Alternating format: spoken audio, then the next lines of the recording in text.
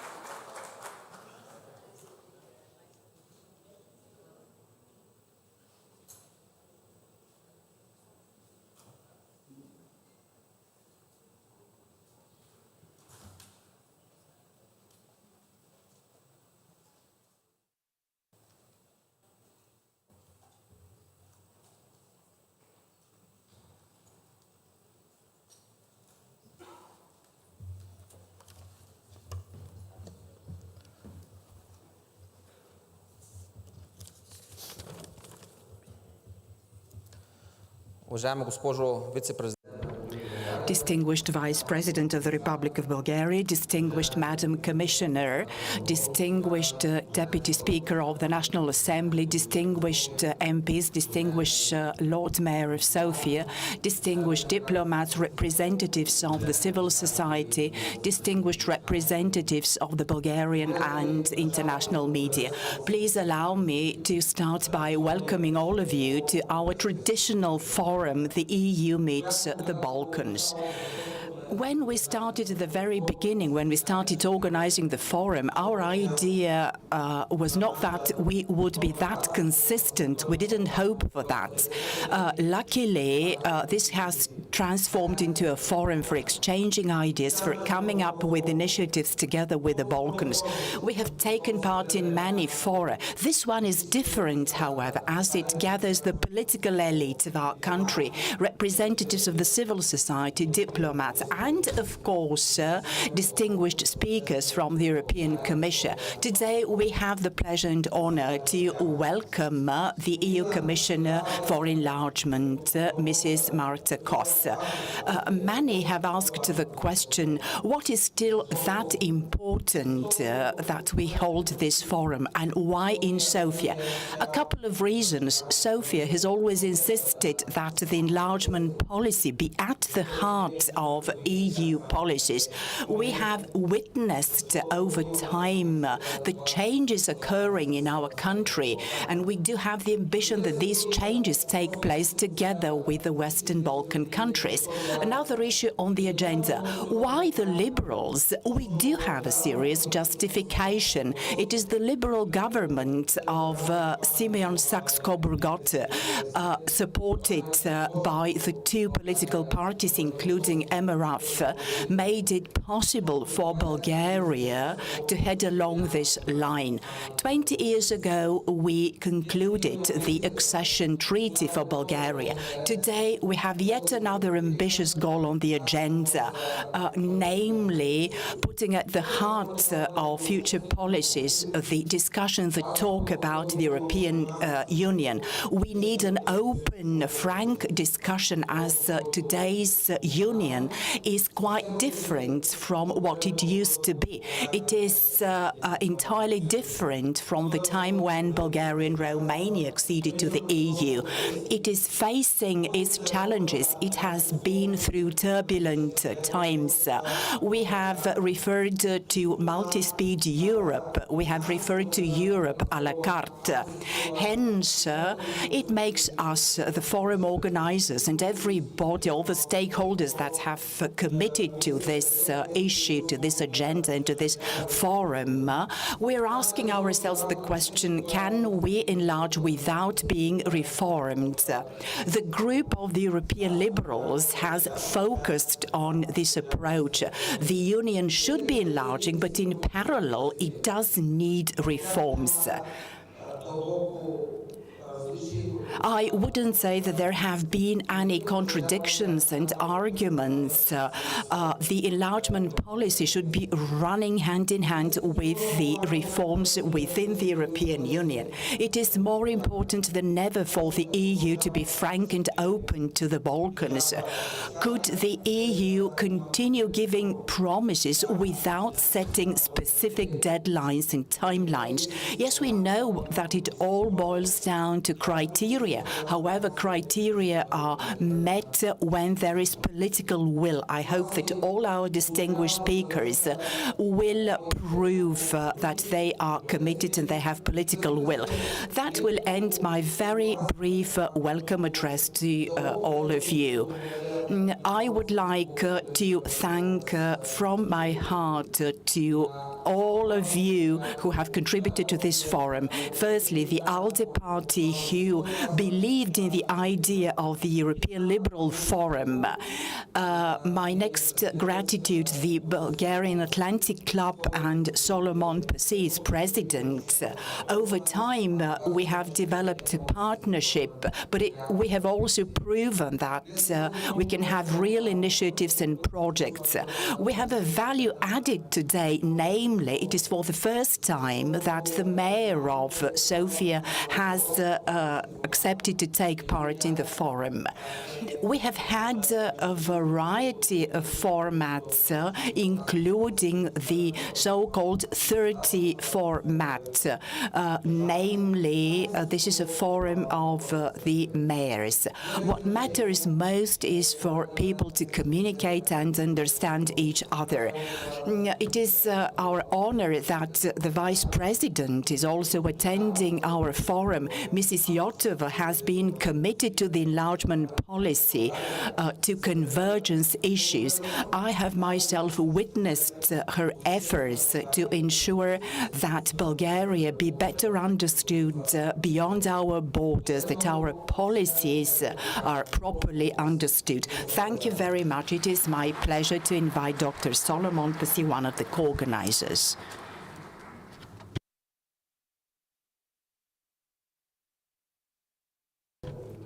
Madam Vice President of the Republic of Bulgaria, Lord Mayor of the city of Sofia, Madam Commissioner, distinguished Deputy Speaker of the National Assembly, diplomats, Your Excellencies, ministries, we have an impressive selection of distinguished guests and invitees.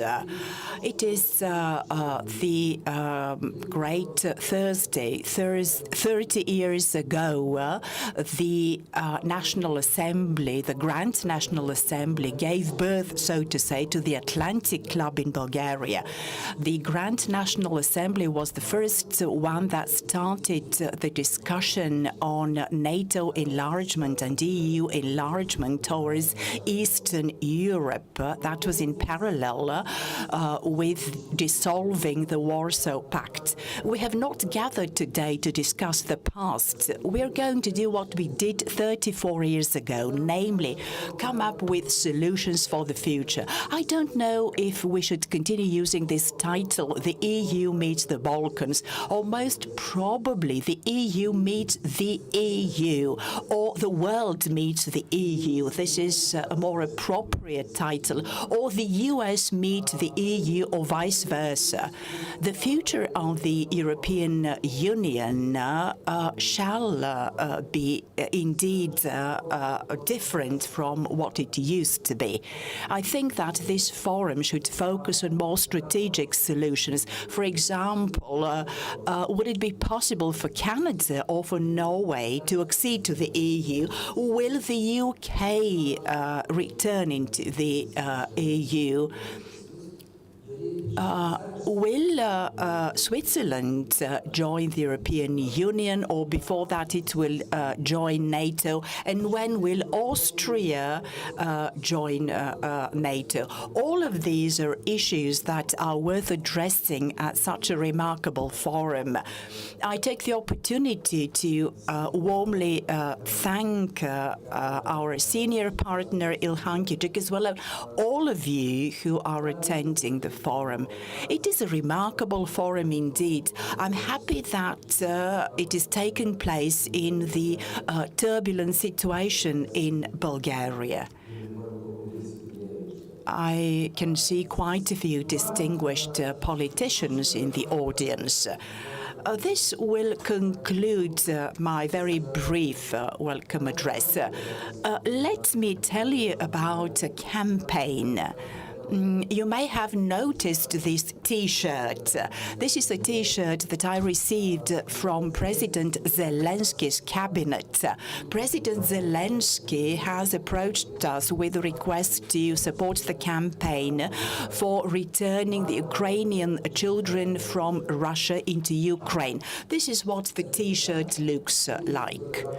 I will indeed be happy if all of you who come here to the panel take a photo with this T-shirt. This will be an amazing video clip if all of you have pictures with the T-shirt. I look forward to our distinguished speakers and to the discussion.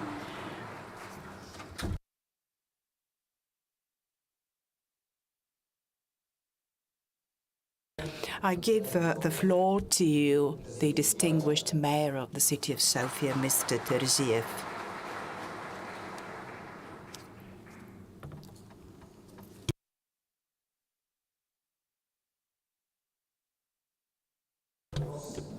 Vice President Yotova, distinguished guests, colleagues, and friends.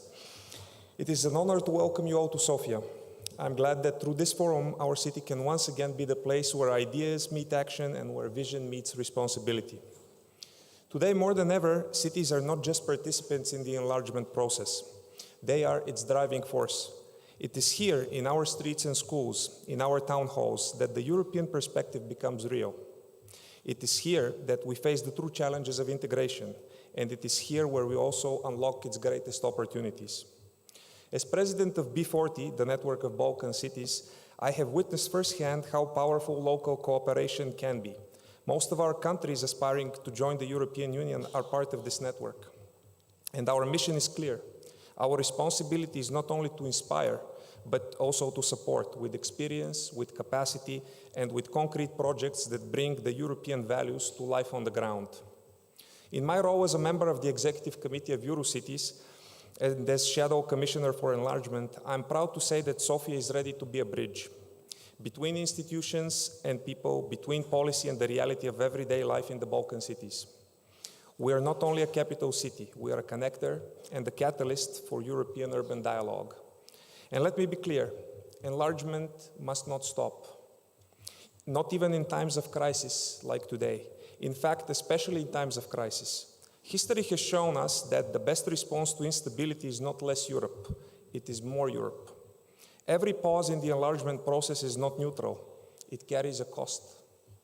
It risks eroding trust, undermining democracy, and deepening the gap between people and the European ideal. If we want integration to be successful and sustainable, we must start from the ground up. Cohesion policy begins in the cities. By investing early in the local capacity, by encouraging cooperation and joint initiatives, we can make sure that the enlargement is not only an aspiration, but a practical, achievable, and lasting reality. So let us not limit ourselves today to discussions and declarations. Let this be the beginning of a new phase of cooperation, one that is driven by cities, supported by institutions, and inspired by our citizens. Because I truly believe, I believe all of us do, that cities can be the pioneers of European enlargement if we give them the tools, the trust, and the space to act. Thank you all for being here. Thank you for believing in the power of the European idea, and thank you for believing in the Balkans. Welcome to Sofia, and let's build that bright future together. Thank you. And I would like to invite to the stage Jan Christophe Otienne, President of the EU Liberal Forum. Please.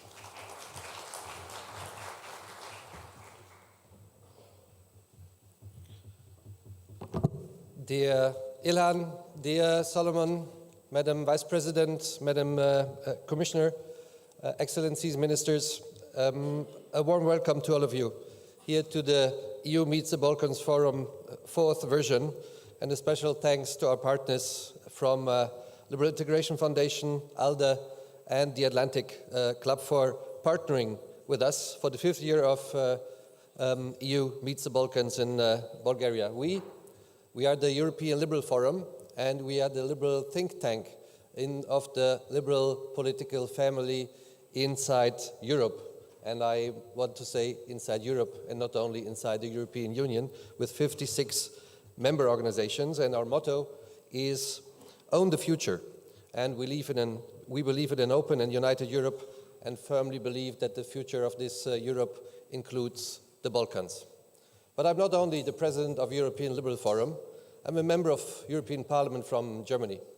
And that's why I would like to focus on a word that is important to me. And this word is trust and trustful policies.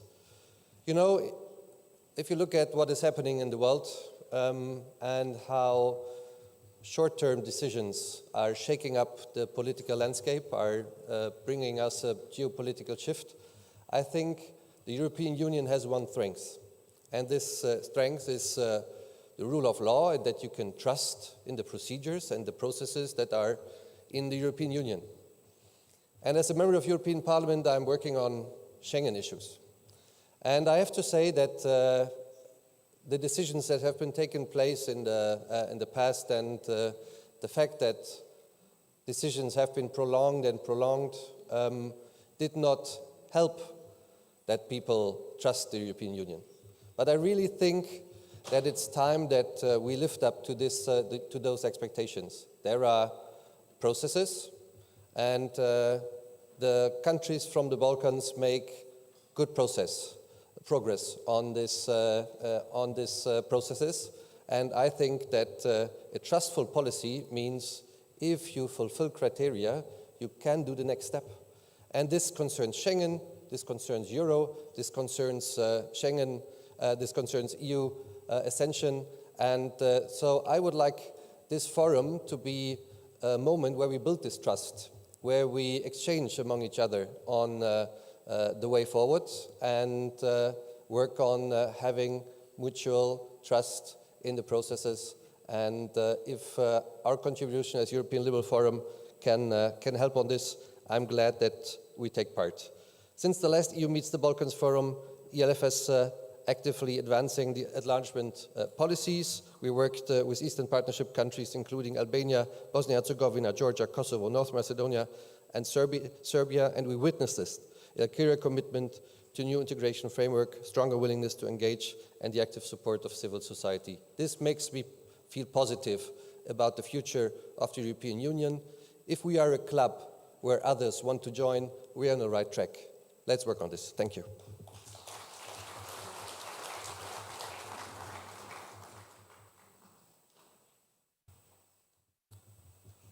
Thank you very much, dear Jan-Christophe Etienne, for your continuous support to this project, and not only that. And now I would like to give the floor. Сега искам да дам думата на вице-президента на Република България, госпожа Илияна Йотова. I'd like to give the floor to the Vice President of the Republic of Bulgaria, Madam Iliana Iotova.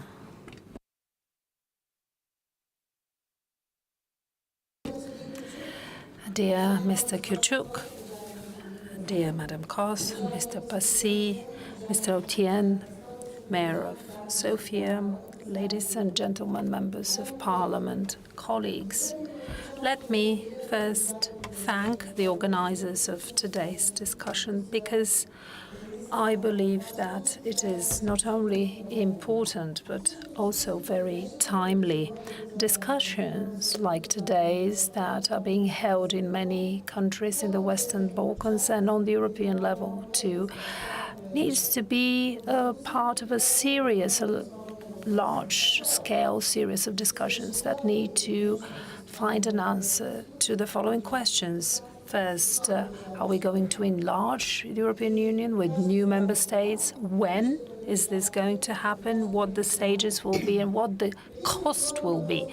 Before we find an answer to this question and share my view with you, let's go back to the issue of enlargement. And is it possible that this process, as rich and complex it is it possible that it fits into a definition? Well, at a first glance, it won't be difficult to define it if we take into account the EU documents regulating stages, clusters, procedures, treaties, directives and regulations in relation to enlargement. But in my introduction, I'd like to say that such a definition cannot tell the whole story, because the process of enlargement has a very important aspect. Enlargement is, above all, a geopolitical process, a democratic choice, both for the receiving countries, institutions, and also for the candidate countries. It's a tool for power, weight, influence of the whole European Union, our common European family. All this determines not only the complexity of the process, but also implies and calls for a responsible and wise decisions after a careful analysis of the internal situation in the European Union, the candidate countries, and the external challenges. Let me recall that since the declaration, the Schuman Declaration back in 1950, there has been a discussion of the project of United Europe and the fact that it envisages the whole continent. Today, the war in Ukraine, the geopolitical challenges in our continent, again, bring the topic of enlargement back to the agenda. And hence, we have the commitment to have an open debate about what the fulfillment of the European project means and not its erosion. In a debate like today's, it's worth recalling the goal of European unification, and it was the will to find peace, to reconcile Germany with its neighbors after the Second World War in the name of peace and prosperity of the whole of Europe. And if in the 1950s if the 1950s legitimized this will just for the Western countries, it was the founders of the European ideas that advocated for the inclusion of the countries of Eastern Europe. And you can find the arguments for this in both Schumann's and Adenauer's speeches. And this vision started taking shape after the demolition of the Berlin Wall, opening a prospect for the whole continent. And since then, the enlargement process has aimed to fulfill this initial idea: peace, prosperity, convergence through reforms, democratization and stabilization in the countries in transition.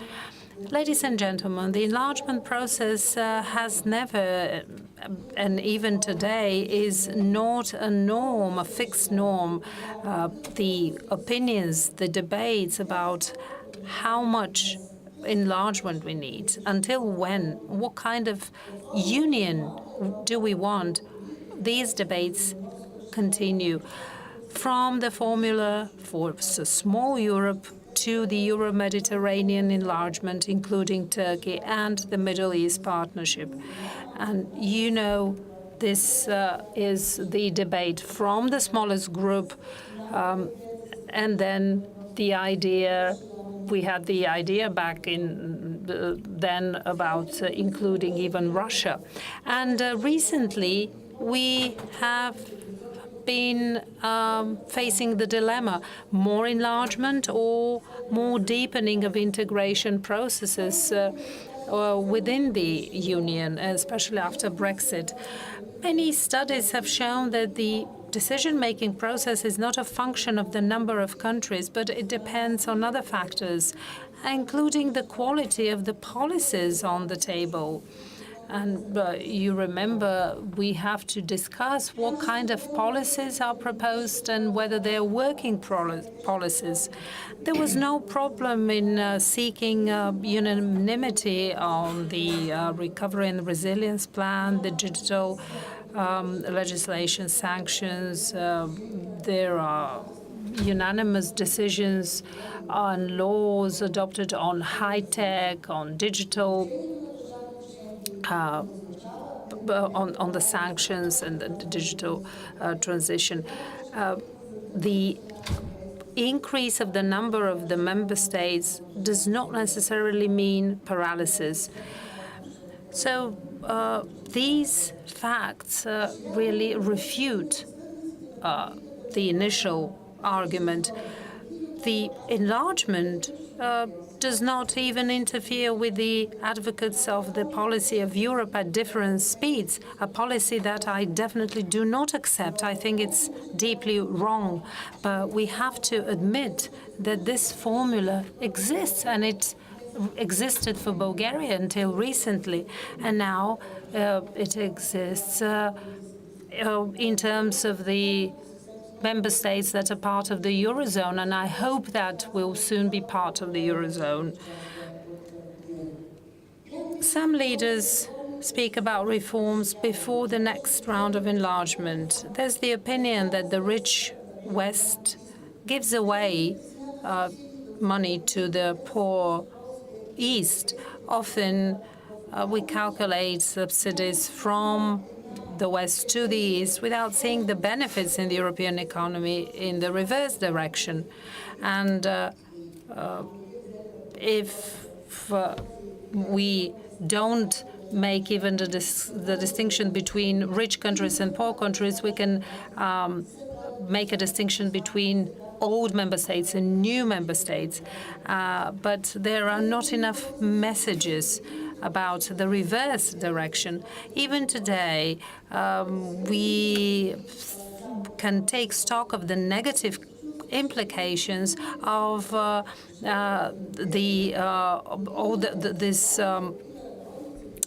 those ideas about the Polish plumber that froze the wages and reduced competitiveness. And it proved to be totally unfounded. Catching up and the aspiration to reach EU standards is the more productive policies for everyone rather than isolation of the neighboring countries that aspire to become members of the EU. The fear of enlargements because of excessive cost is driven by the lack of understanding of the EU mechanisms for funding. There's always been an aspiration to find a balance of interest between the new and the old member states. And those mechanisms have to be used even today when the association negotiations, the processes are being held. I definitely support those mechanisms.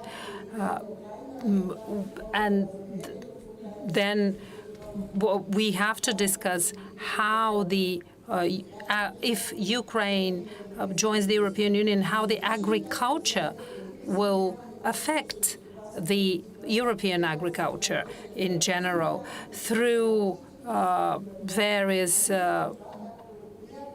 assessments. We need to see how all this will affect the rules and not do it. We should not do it post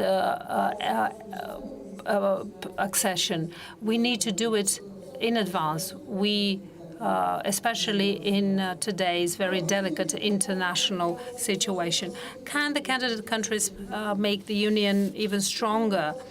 This is a question that is at the table of many experts and politicians. But the crucial thing is that it is in our own societies. And the short answer is yes, they can.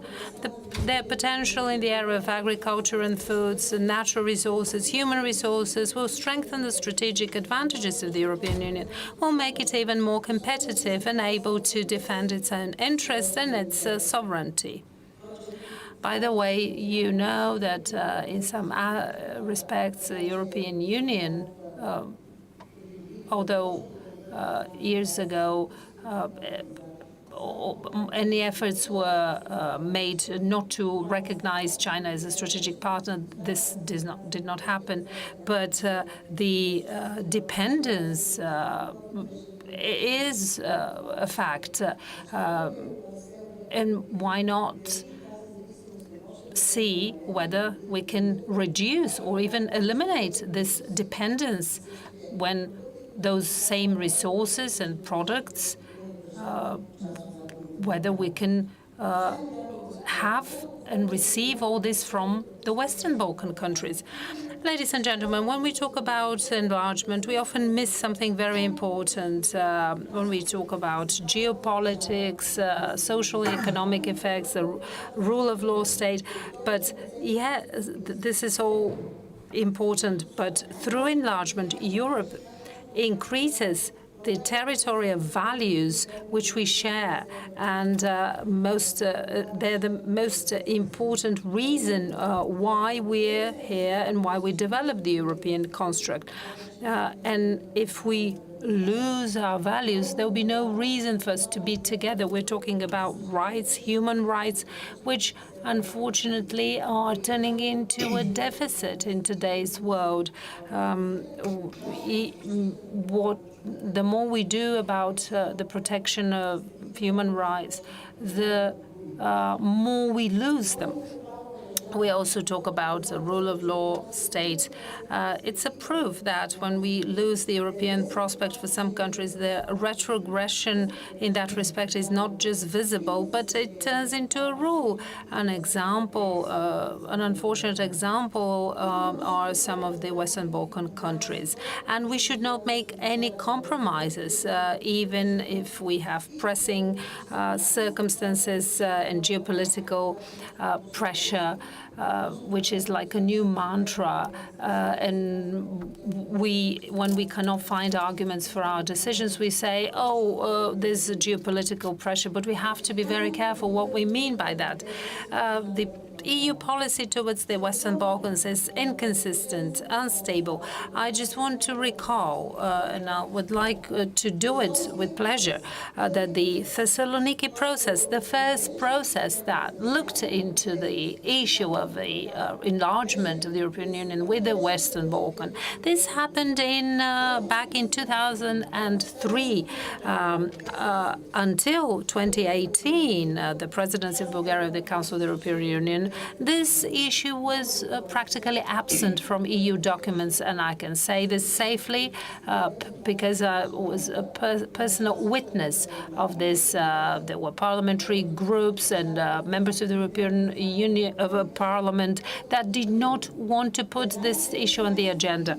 It took 15 years to bring back the enlargement issue back to the agenda. This happened in 2018 during the Bulgarian presidency of the Council of the European Union. And the declaration that was signed in Sofia on the enlargement of the Western Balkans is a very important document, very well written, a document that gives a prospect. But unfortunately, after that, the next two presidencies following the Bulgarian presidency, they again abandoned this issue, and there was no longer the ambition that we could see in Sofia.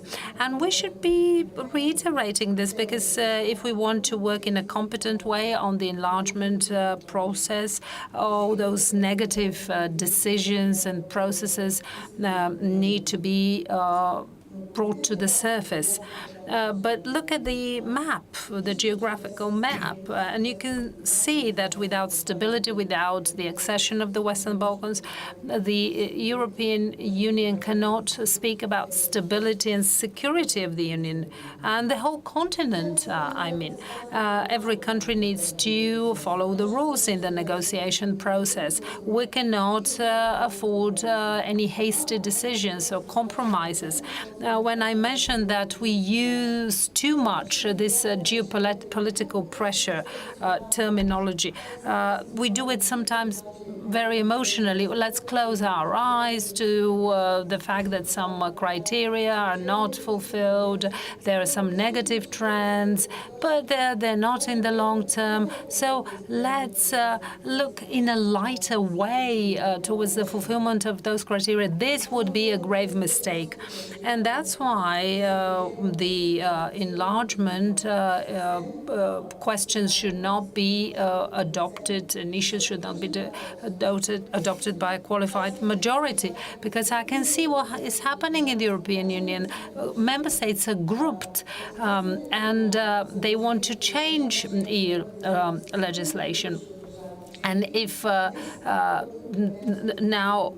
we we don't need unanimity and have qualified a majority. Well, this should not be applied to the issue of enlargement. Let me say a few words about the Republic of North Macedonia and the negotiation process for their future membership in the European Union.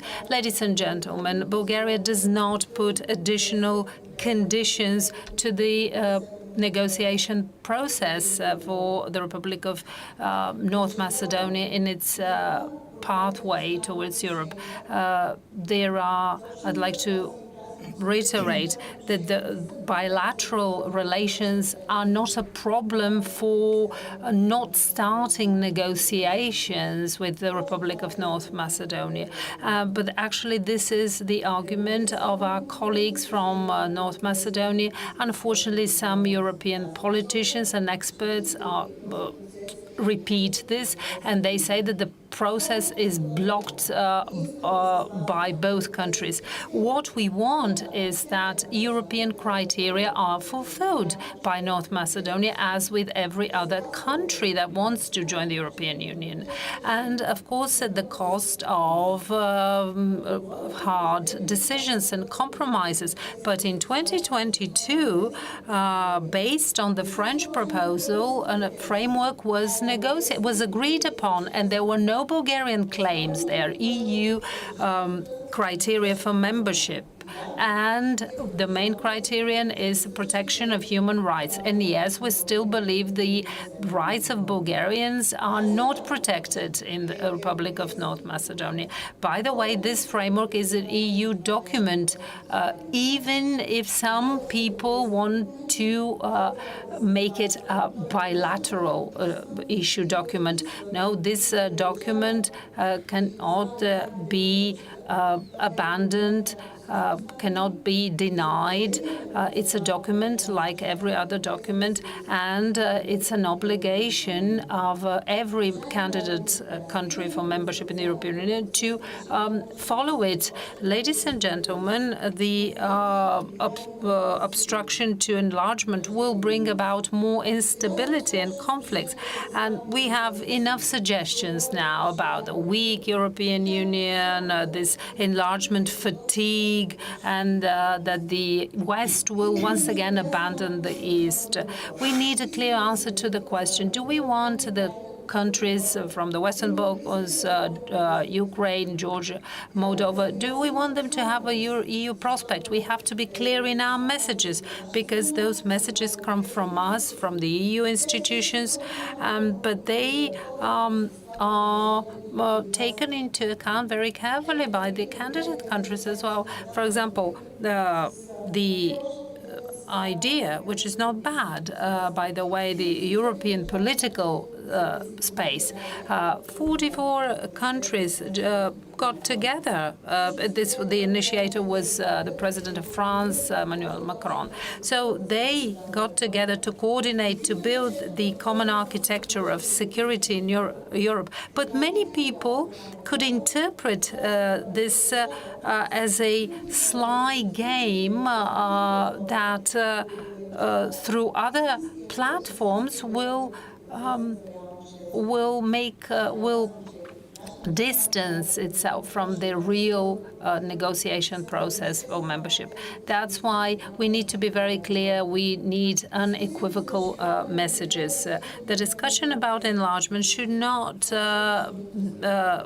should continue to be on the agenda of EU institutions. But I don't think this is one of the main priorities at the moment, because I don't see it on the agenda of the Commission or the European Parliament, apart from the mandatory debates on the resolutions, the various countries from the Western Balkans. But there should be no doubt, and there should be people should not be thinking that this is a non-transparent process, because if people think that this is something done behind their backs, and actually the sociological surveys show that societies are almost split into two in terms of enlargement. And this is because of the lack of information and the lack of firm messages and definitive messages. Let us also remember that each treaty should be ratified by the parliaments of the old member states, and before we could say that it was not very hard to do, but now it's much harder. Enlargement means working with new nations, studying those nations, knowing them, knowing their uniqueness. Together, at the same time, we create something new, interrelated, sharing policies, rules, principles. And the final goal, a strong EU, a global leader, together with the other countries, that works in the interest of the future of its citizens. This is my concept, and I hope you share these concepts for enlargement. Thank you very much for your attention.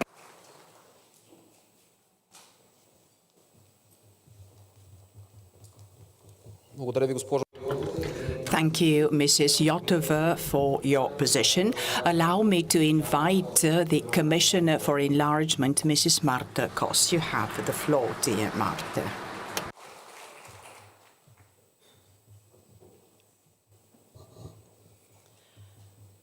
Our world has changed fundamentally in the last couple of months. And what does this mean for the European Union? What does it mean for the Balkans, and especially for the enlargement process? Dear Madam Vice President, dear Mayor, dear Mr. Ötjen, Mr. Passy, dear Ilhan, dear guests, the EU Meets the Balkans Forum is therefore very timely in the current volatile context.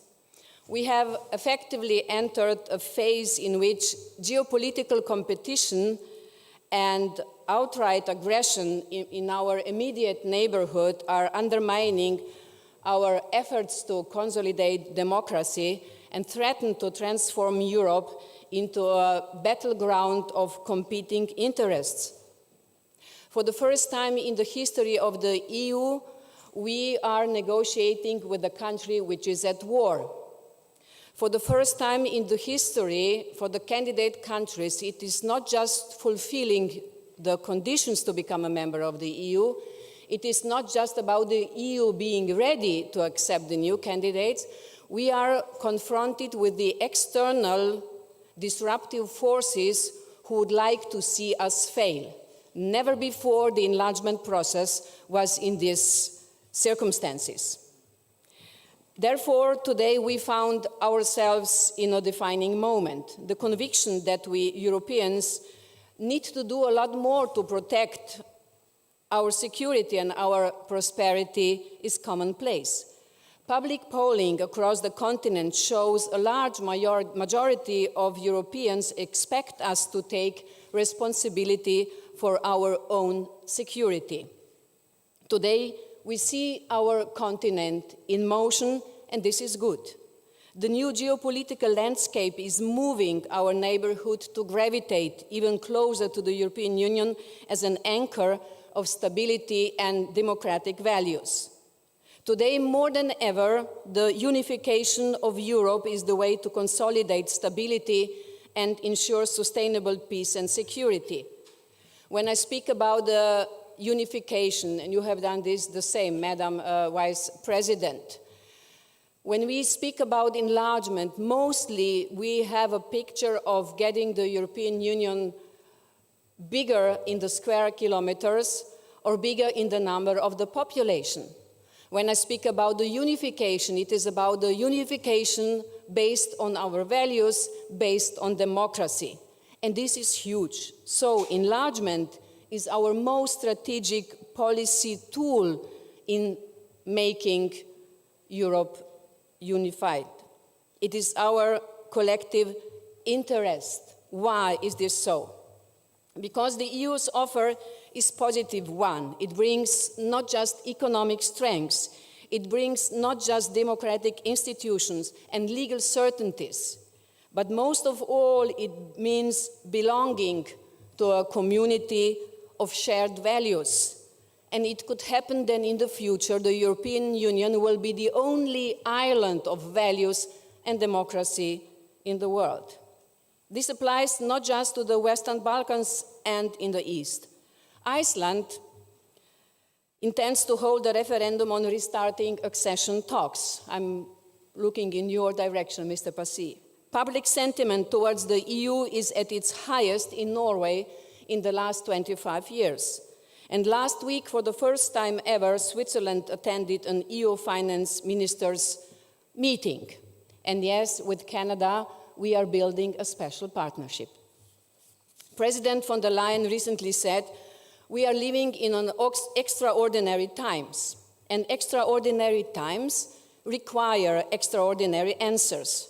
I agree with her, we should dare to think beyond what we know today, and so do many of our member states.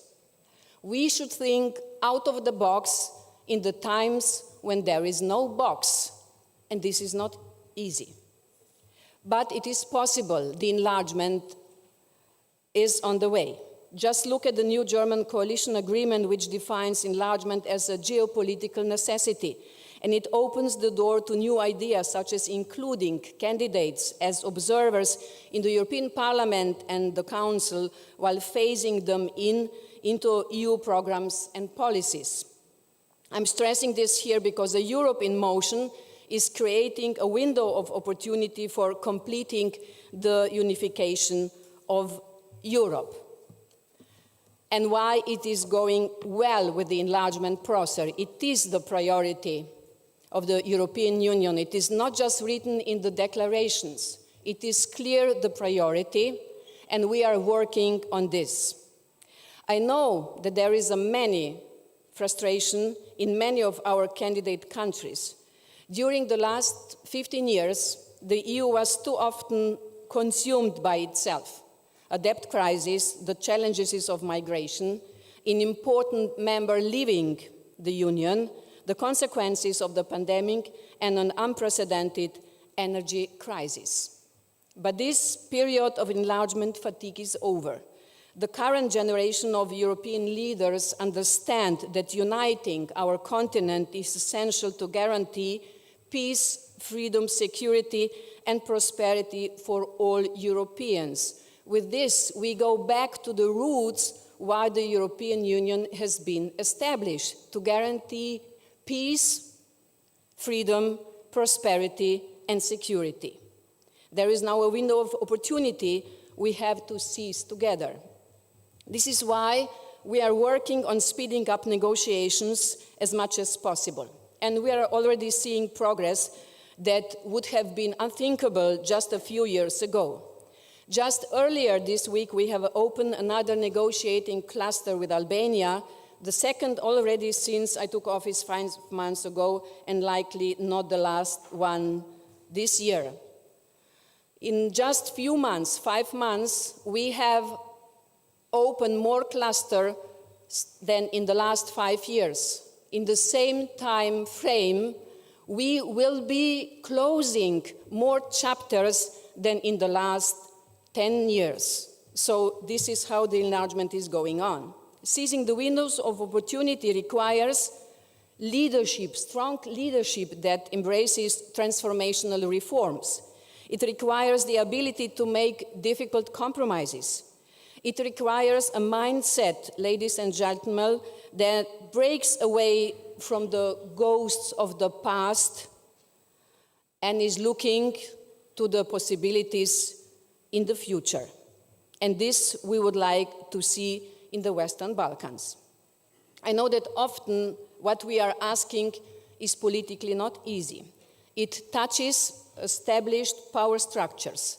It challenges vested interests. Sometimes it touches on questions of identity, and it demands a clear geopolitical orientation. While it requires a clear steer, it cannot only work top-down. It requires the engagement of the whole of society, from civil society organizations, academia, businesses to local communities. Citizens need to feel they have a stake in this project. The European Commission is ready to help to seize this window of opportunity. It has often been a shortcoming of the accession process that the big benefits of EU membership often seemed too far away. We have been asking leaders to spend political capital on major reforms without being able to show benefits that change the lives of voters already in the short term. This is something we are addressing with a growth plan for the Western Balkans, altogether 6 billion until the end of 2027. It helps with financial incentives in return for important reforms. And it will allow you to bring some of the benefits of the EU on an equal footing with member states to your citizens and businesses before you will become a member of the EU. Some countries in the Western Balkans, Albania, Montenegro, and North Macedonia, have already joined the single euro payments area, which will make money transfers faster and cheaper. This will soon mean that, for example, a young entrepreneur in Tirana can receive payments from customers across Europe as easily as a business in Vienna or Dublin. I hope to see you all join SEPA soon. And there is a lot more potential, especially if we get regional cooperation right. Take, for example, the promise of the full implementation of the green lanes.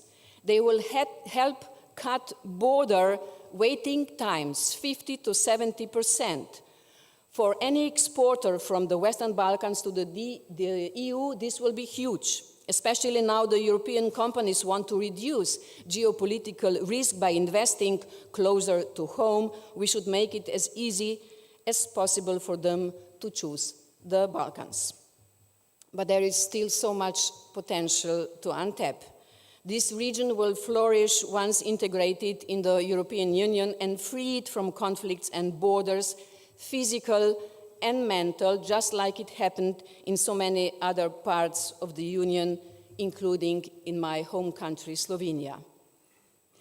And we are doing the same with Ukraine. We are accelerating the integration of the country into many more parts of the single market, even ahead of membership. Because security guarantees to the country cannot be just military. The enlargement process for Ukraine is the political arm of the security guarantees. They will also have to build an economic strength and secure energy supplies.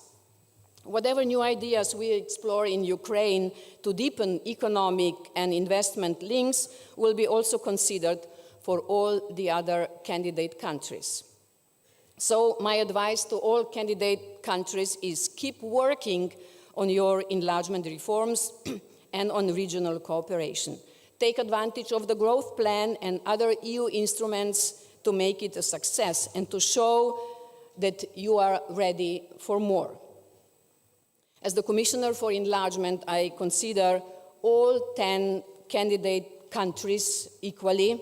It's 150 million people, and I'm ready to invest in all of them to integrate them into the EU. In some countries, violation of human rights, basic freedoms and democratic principles make accession difficult. But I will not turn my back to any of you and will continue pushing to get all candidate countries move forward on the EU track. I want to get as many of you as possible over the finish line during my mandate. In the past month, the European Commission has launched many new initiatives. And every time we made sure that we are already factoring in the candidates.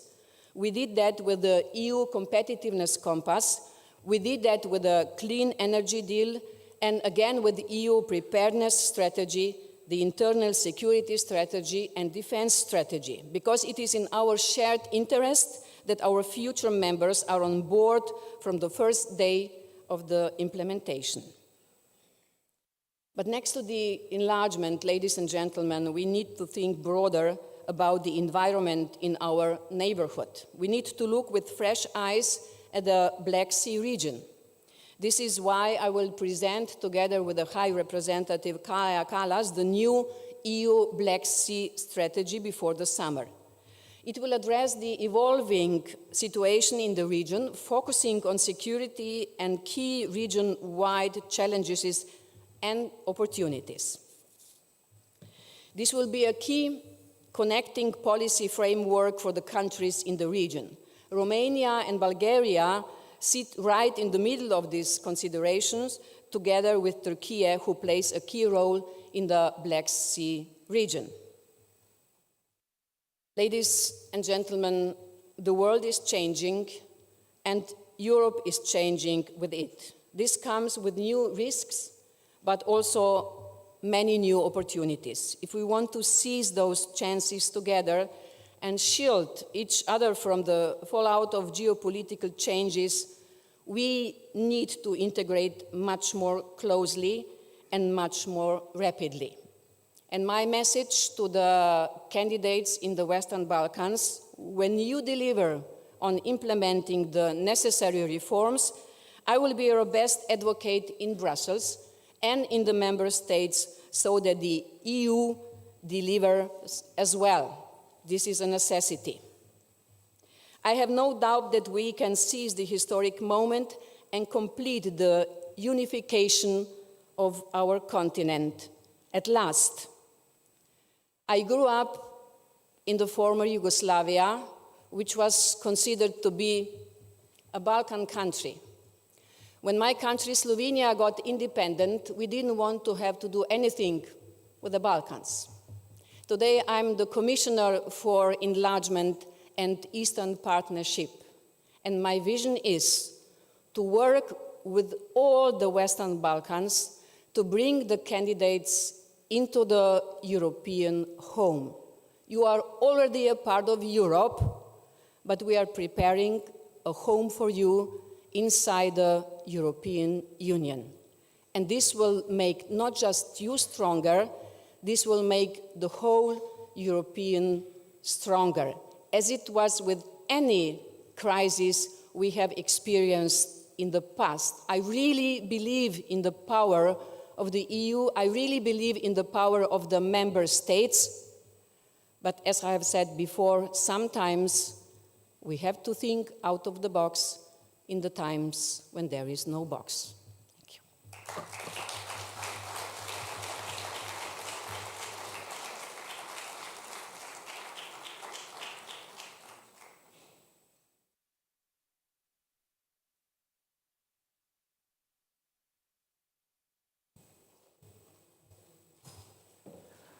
Good morning, everybody.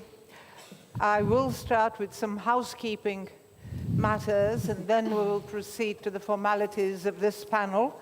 And it is that obviously this is free seating. I'm sorry to say that there are no name tags over here. So, ladies and gentlemen, just pick your seat and be comfortably settled for a panel which is about to last longer than the actual time which you see on the clock, because the second housekeeping matter is that we have a delay of 20 minutes, so rather than ending up at 12 at noon, we shall go on until 12:20. So, while we're waiting for the official party to leave the room, I'd like to say hello. I'm Elena Poptodorova, having the, I would call it the usual privilege of moderating a panel at this forum. I've done a lot of things in life. You can always consult Wikipedia. But most importantly, I'm a career diplomat, former member of parliament, both in Sofia and in Strasbourg, co-founder of the Atlantic Club 35 years ago, and proudly continuing in the organization as its vice president. Great minds think alike. I was thinking of this old and valid formula when Solomon Passi was addressing the audience and thinking of proceeding with the new name of the format. 4 years ago, when we were thinking and racking our brains of how best to name it, I came up and I take really humble and quiet pride in being the godmother of the format, naming it, as you see it today, the EU meets the Balkans. I would like, and this is an Easter wish, that we move forward to renaming it less magnanimously. Yes, we can let our hopes and ambitions and imagination flow very, very forward in time and space, but I would wish that in a foreseeable future we will rename it the Balkans in the EU. And I very much hope that the panel today will prove me right, that we have traversed and we will be traversing a path consistent enough, solid enough to arrive at this new title of the forum. Having said this, I'd also like to say one more thing. The participants on this panel are not just the names which you see on this list. Everybody is a lot more. So while giving the floor to everybody, I will also add a little bit of background, because every single panelist here brings competence, expertise, a point of view in a very important collection of top-level, government-level representatives who are here to share with all of us the prospects of the main goal, the Balkans in the EU. We shall actually be focusing on something which happened a year ago.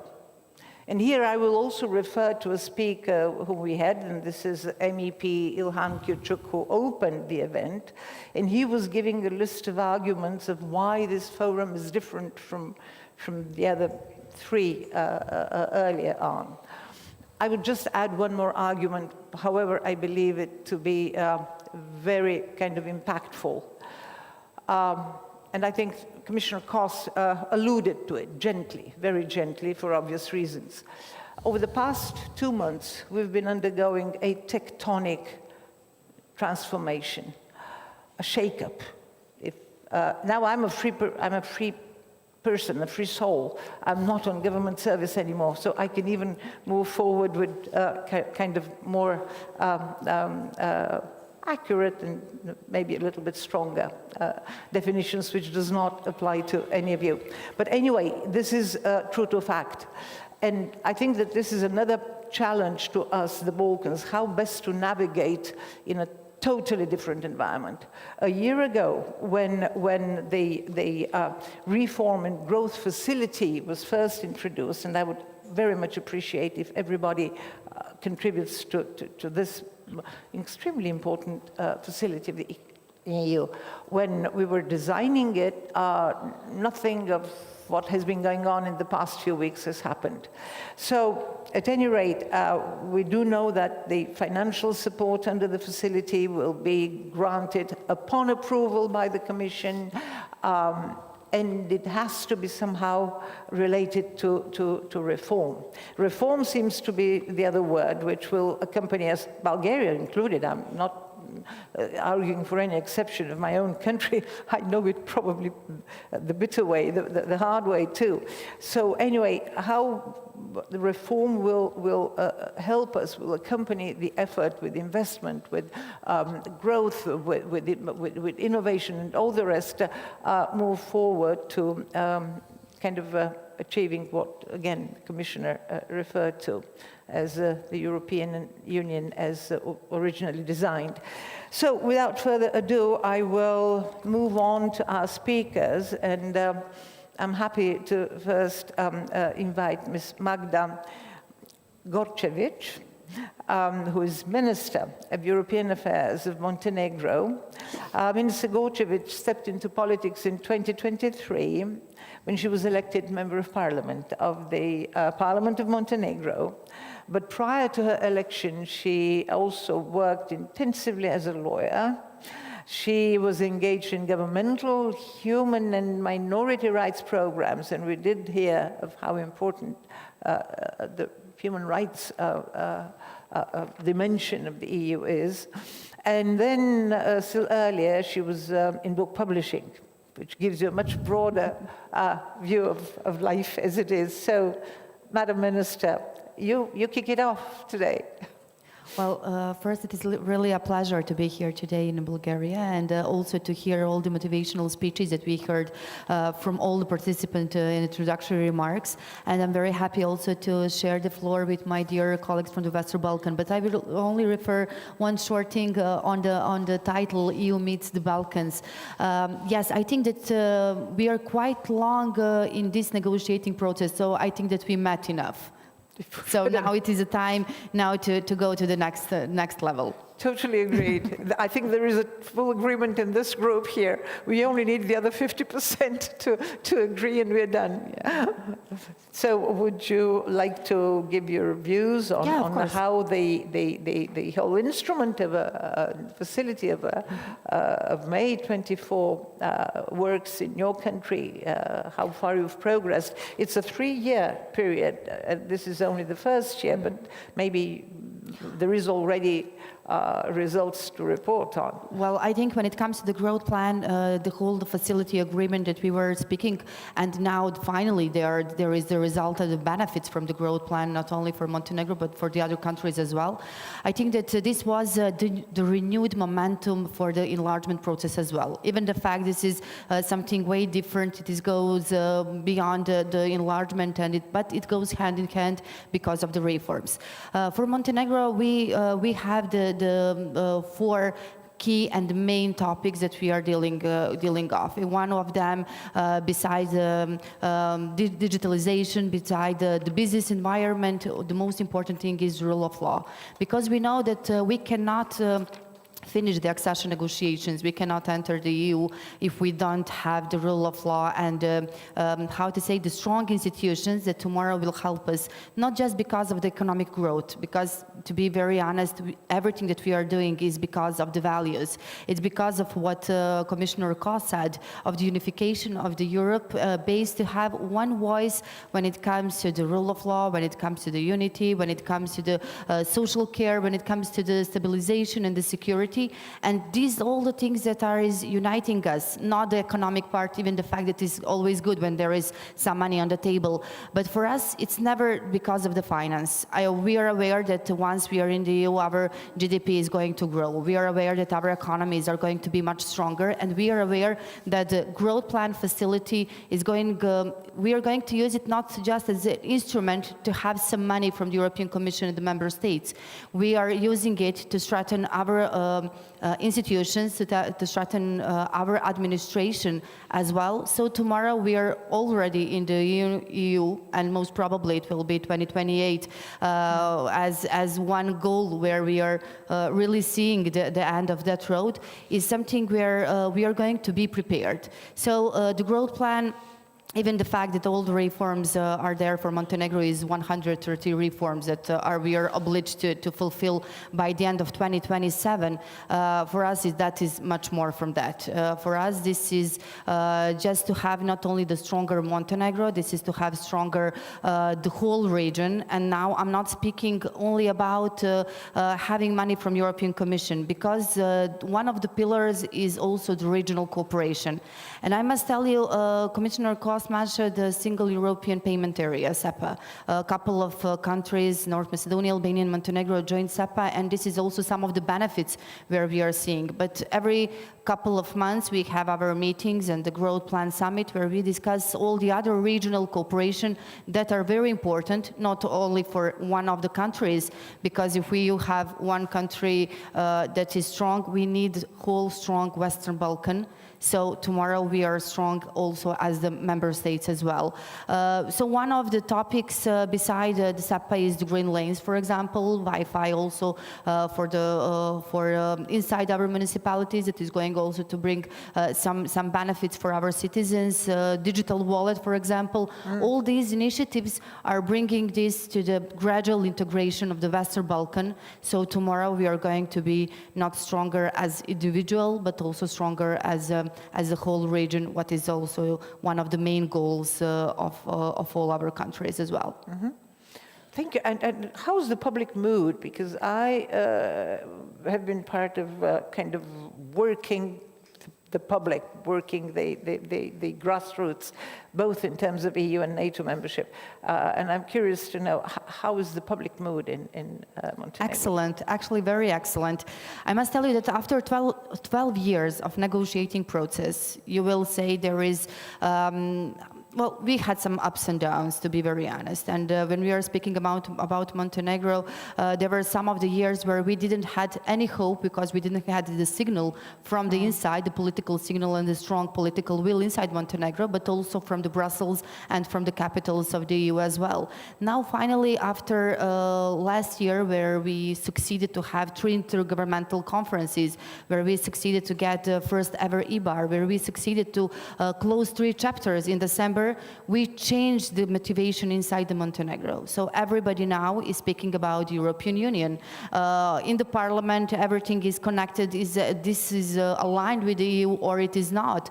So every question that you're having in our media, in our civil societies, beyond our citizens, is connected to the EU. And I must tell you that 80% of our citizens are supporting the EU membership of the Montenegro, and very, very strong and vocal that we are having our society inside the Montenegro. So this is also the obligation for the government to keep up on the track. And we really have some good agenda and good dynamics. So our main plan is now we are in a final phase. Now we are just speaking, well, just speaking. It is not easy like it sounds, of the closing of the chapters. So by the end of this year, we are going to close some of the chapters, and by the end of the 2026, we are going to close much more of them. So our main goal is to close all the chapters by the end of 2026. In 2027, to negotiate with the member states, and let's hope so in 2028.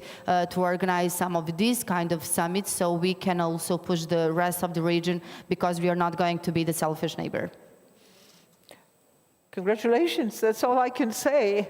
And against this bright note, I will just move on to our next panelist, another lady, and I'm very happy that we have kind of gender balance on this panel. So I'll now move on to the Deputy Minister for Europe and Foreign Affairs of Albania, and this is Ms. Megi Fino. She was appointed to her position in 2021. She also holds a law degree. I really hope we won't have an internal vote here, because the lawyers would outvote the rest of us. So one more young, successful lawyer in the person of Ms. Fino. So she specialized in international and immigration law, and also worked for major international law firms and companies in Tirana. I think you're bringing a very practical experience in terms of some of the most delicate matters each enlargement, each country has to cope with. I know very well, and I still know it, what the rule of law and reform of the judiciary and human rights is. It never ends between you and me. But anyway, having betrayed the secret, over to you, Madam Deputy Minister. Thank you very much, Ambassador, and I certainly hope so. And thank you to the organizers for hosting us and for having us back in beautiful Sofia. It's always a pleasure.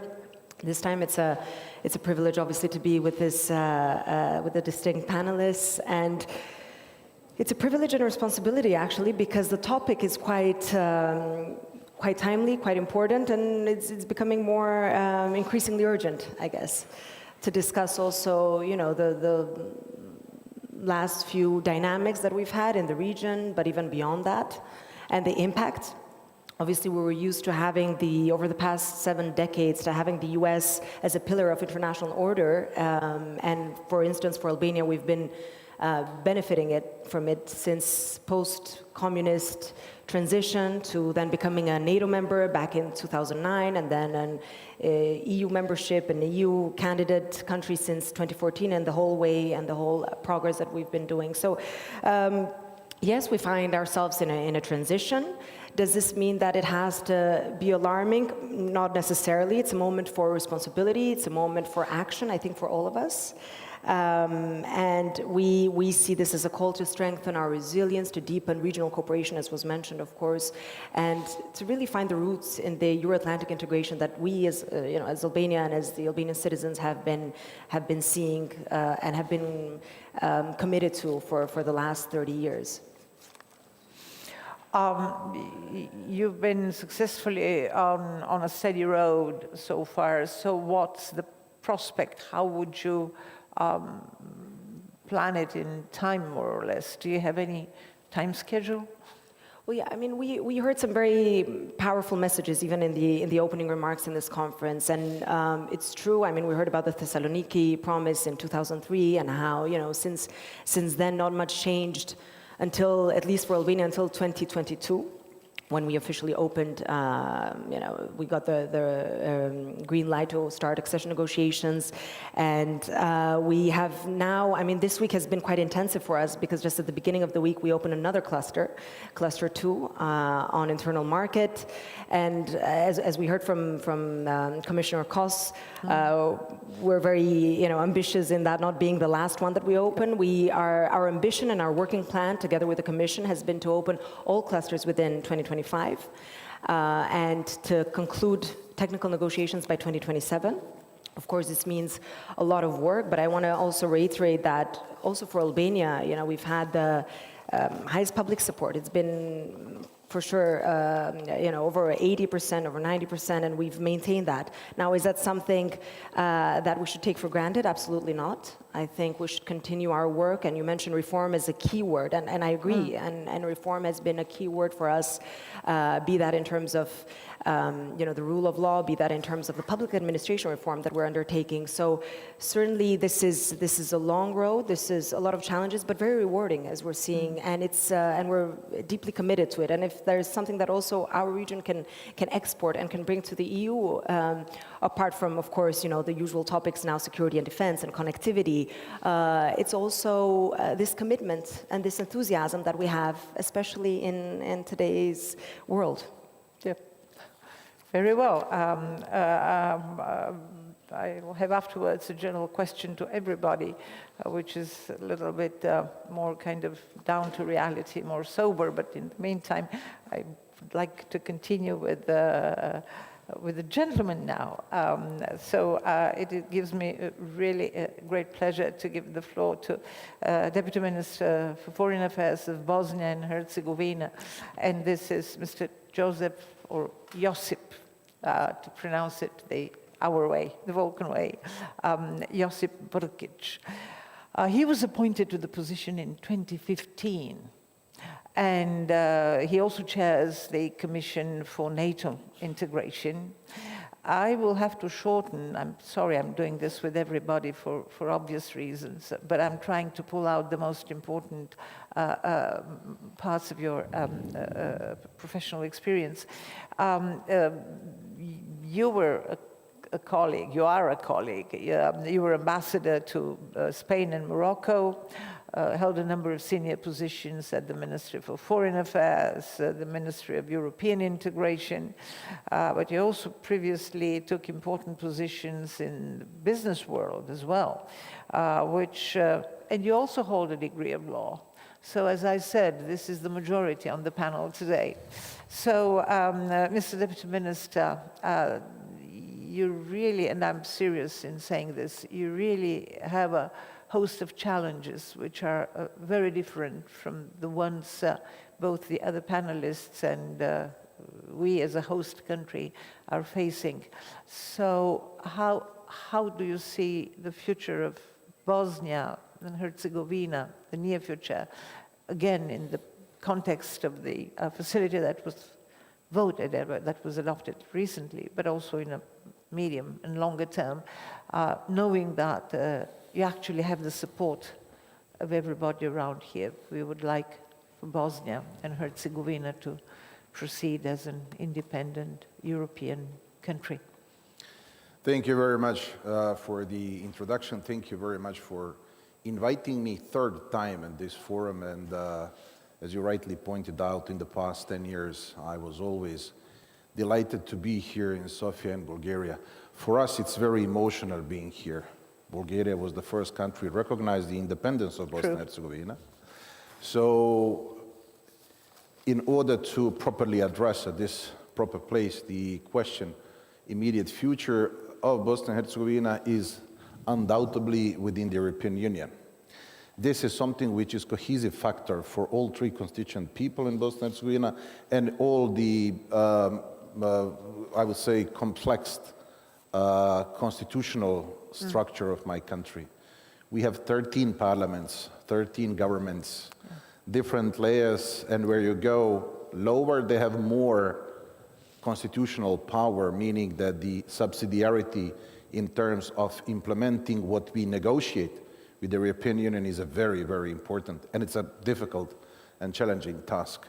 We are about to open the technical negotiations, hoping for the first intergovernmental conference to be celebrated this June, which is a year after the IGC, which is celebrated for the Ukraine and Moldova. We are in a process, of course, from the day one as the other countries of the Western Balkans. And I was a young diplomat back then, 2003, at Thessaloniki when we were discussing about the European perspective and future of the region. And it really seems to me that, far, far away, that at the end of this financial multi-annual cycle 2010, 2011, that, we are what we're gonna do those 7, 8 years, because we could go into the European Union faster than this. As a matter of fact, from that promise, only one country, Croatia, made it 2013. That was already 12 years ago. And 22 years ago, we had the Thessaloniki Council or Thessaloniki Summit, which is the legal and political promise of the EU, that once when we fulfill the reforms, we are going to have our place within the European Union. But this is one part of the equation. Another part of the equation is something which is, recently popping up as one of the not legal or the technical obstacle, but the political for all the candidate countries, which is the absorption capacity of the European Union, meaning that trying to find a way how to, I wouldn't say also enlarge, it was beautifully said this morning that this is the reintegration or integration of Europe here. So we have facing two challenges. One, that we can control all the reforms that we have to do, and another one, which is out of our reach, where we hope that, consensus among EU countries, EU member state countries would be reached on this by 2030, as it was promised that EU should be ready and we should be ready for the membership, there. Very important to highlight, in my view, is that there is only one rule in the game. That is the full membership. Yep. Full stop. Totally agree. No second grades, no whatever, but we can go in phases or gradually being integrated in some of the policies, areas, wherever we feel today that we can fully participate as the countries within the European Union. And this is something which this European Commission, led by the Ursula von der Leyen and with the Commissioner, of course, we have this new approach that we, could phase in, gradually go into the areas where, all the citizens would have a benefit. Because, and I'm going, conclude my introduction by saying that, we are not, no, all of us, of course, excluding our colleague from Romania, they're already within the European Union, all of us are no less Europeans than the rest, due to our social, historic, cultural, religious background, whatever. We just have to be recognized and to take our seat within the political Europe, which is the European Union. Imperfect as it is, still the best place for all of us inside. Totally agreed. I would even go a step further in claiming that, to my humble view and conviction, the European Union is the best form of unifying, of bringing together countries for a common lifestyle, common living ever. I cannot think of anything else. But I was wondering, because it's always the devil is in the details, so how does it work domestically? Are there too many challenges in kind of mustering support and, how should I say it, goodwill, not jeopardizing this membership? The European path for all the political stakeholders in Bosnia and Herzegovina is something which is unanimously accepted as our foreign policy goal number one, meaning that there is no differences for the political stakeholders when it comes to this. General population support is 71%, according to the latest polls, the end of 2024. But yes, sometimes the European path is being held captive of the irresponsible politicians within the Bosnia and Herzegovina in order to gain some of the political benefits on the local turf. That's why we are about to implement, or that we have to push two laws, law on court and law on the High Judicial Procedural Council, which is also the part of the rule of law and the reform in the judiciary, and to appoint chief negotiator to open the first IGC in for the Bosnia and Herzegovina, hopefully this June. Yes, there are challenges within the Bosnia and Herzegovina, but once again, this European path is something which is very, very cohesive for all three constituent people and the citizens in Bosnia and Herzegovina. I would hope, as it happens in my country, where you have all sorts of fluctuations, to put it mildly, at the end of the day, the prospect of European membership always holds stronger than any divergence of kind of political, domestic political kind of deviations. So I really wish you well. Thank you. And now I move to a very special neighbor and participant, and this is Deputy Minister Zoran Dimitrovski, who, as Deputy Minister, oversees both foreign affairs and foreign trade of the Republic of North Macedonia. He was appointed to this position in July of 2024.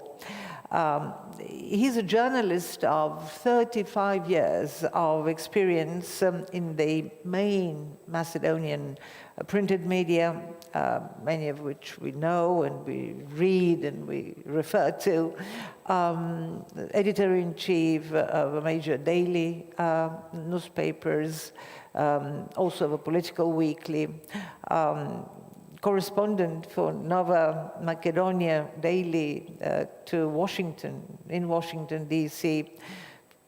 in 2001, 2004, and that makes us kind of comrades in arms. I was serving at the same time in Washington. That was my first tour of duty because I'm a repetitive offender. I've served twice as ambassador in Washington, but that time we were obviously together. So we haven't met. And those we haven't met, but those were easier times, I hope you would agree, at that time. But Deputy Minister Dimitrovski is also the author of more than 1,500 articles, and he teaches at the Institute of Communication Studies in Skopje. Massive work also, and I think later we will talk about this, he's done massive work in investigative journalism. So, tell us the latest news from North Macedonia, Deputy Minister. Thank you, Madam Poptodorova. It is my pleasure actually to be here today and to be invited at this distinguished forum.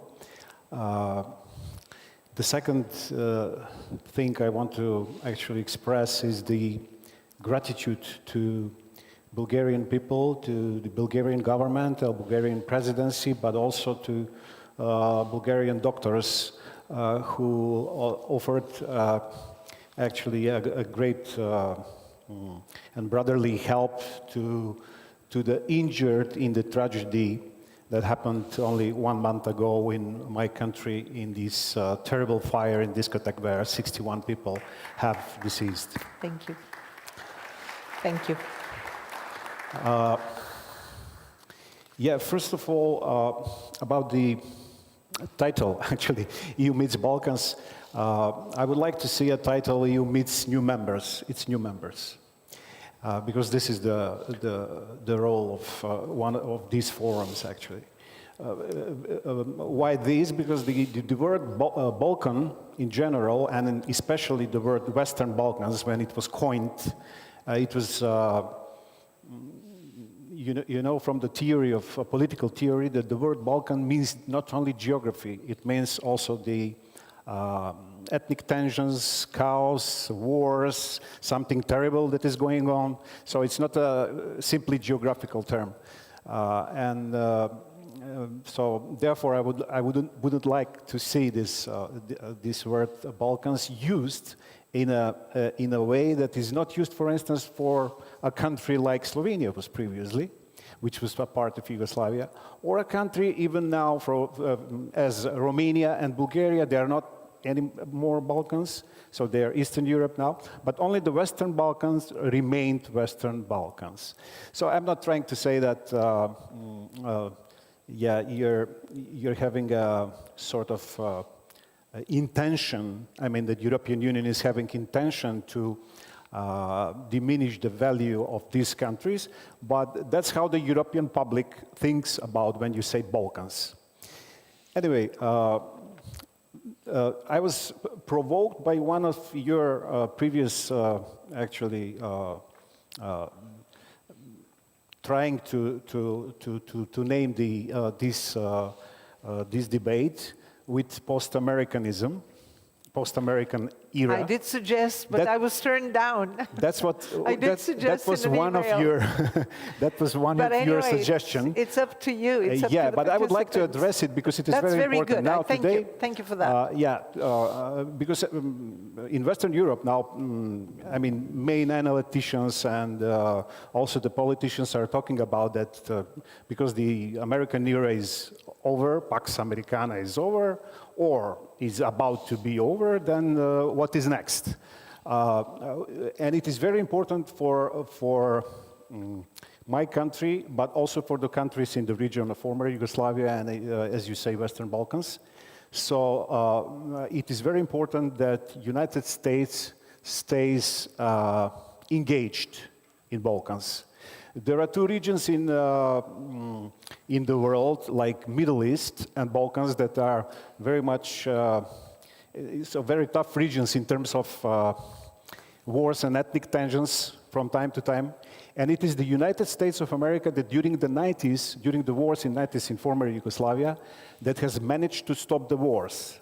And somehow, first to make a ceasefire, then to make some agreements. Today we are witnesses actually of forces of KFOR in Kosovo, forces of European Union, but also the NATO headquarters in Sarajevo.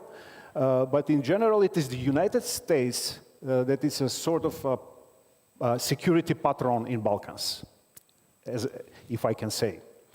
And for us, being a country which has a strategic partnership with the United States, one of the rare countries in the world that has this kind of strategic partnership with the United States, it is very much important that the United States guarantees the security in Balkans. So therefore, I would say this post-Americanism, it will take time actually for Europe to take over the defenses and other stuff, which is, yeah, It is allocating much more money now for defense, but it will take time till the European Union will be in a position to guarantee the security of the region. As far as security also is concerned, it is very important that today we are seeing in Balkans some alliances that are made and some military defense alliances, which I think, as being a representative of the country which is a member of NATO, could be a sort of counterproductive. Because these alliances, okay, today you can cooperate with any of your neighbors or NATO member country, EU member country, so you can have a defense cooperation. But if you have alliances which are actually not cooperating between each other, which seems to be with these last alliances made in Western Balkans, it could become very dangerous. And I would therefore suggest that, for instance, for all of the countries of Western Balkans, one of the best instruments was, for instance, where all the Western Balkan countries are participating in. That was, for instance, the Berlin process. The Berlin process, we had previously Open Balkan Initiative, Albania, Serbia, and Macedonia, and it didn't work. Why? Because other countries from Western Balkans didn't join. And I think these defense alliances will also not work, although there are countries from the European Union that are supporting, like Croatia, one of the alliances, and Hungary, the other one with Serbia. So I think the NATO should remain, actually, because it is present everywhere in the region, although Kosovo and Bosnia are not member countries of NATO. NATO is present there. Should be a unique, actually, military power in the sense of being a security guarantee for Balkans, because other alliances can become very dangerous, even for the European Union itself, for the enlargement process. They can make some problems. I'm here sort of trying to analyze and more behaving like a journalist than like a diplomat, but it was my, actually, I wanted to stress this. As far as North Macedonia is concerned, you know that we are we are candidates, the longest candidates, aside of Turkey. Turkey is the oldest candidate for European Union membership. But North Macedonia is from, we are celebrating this year 20 years. We started with Croatia together, and then you see Croatia is already from the year of 2013 member country of European Union. We are still at the beginning. Actually, we didn't start the process of negotiation. And why so? In all of this year, since our independence, we changed several times our constitution. We changed our flag. We changed our name. We gave up many crucial identity attributes, and still we are at the beginning. We became members of NATO, but when we became members of NATO and when we changed the name, it was promised to us that we will start negotiation, and there will be no more bilateral criteria. But unfortunately, there are still bilateral criteria, and for us, I've heard previously Madam President, Ms. Ilijana Jotova, and actually I applaud what she said, that there would be no additional criteria, no additional demands from the Bulgarian side in terms of our accession to European Union. But the problem is with the already present demands which are in this negotiating framework and all other documents in the package for our accession into European Union. To cut the story short, what concerns us, it's not the issue of Bulgarians becoming actually part of our constitution. We are the country that cherish human rights. We are the country that have probably the very good, actually record, the best record for cherishing ethnic minority rights in Europe. And we don't have any problem that Bulgarian will become actually a part of our constitution and their rights to be protected. So it has never been an issue. What we are afraid of, that our process of accession to European Union will become strictly bilateral and will depend on the results of the work of the Commission on History and Education. If our accession to European Union depends on the results of the work of the Commission on History and Education between Bulgaria and Macedonia, we know how this commission worked after the Second World War, for instance, between Germany and France, between Poland and Germany. They worked for decades. So this commission will probably work for decades if we have to wait for the results of them. Because they have their own narrative. There is a historic narrative that is not accepted by one or by either side. And it's very difficult to find a common solution to some issues that affect identity and history. Thank you. Yeah, thank you, Deputy Minister. Very briefly on the easier part, when I suggested the American kind of dimension, that was to provoke a discussion leading us to confirming the obvious. America is essential.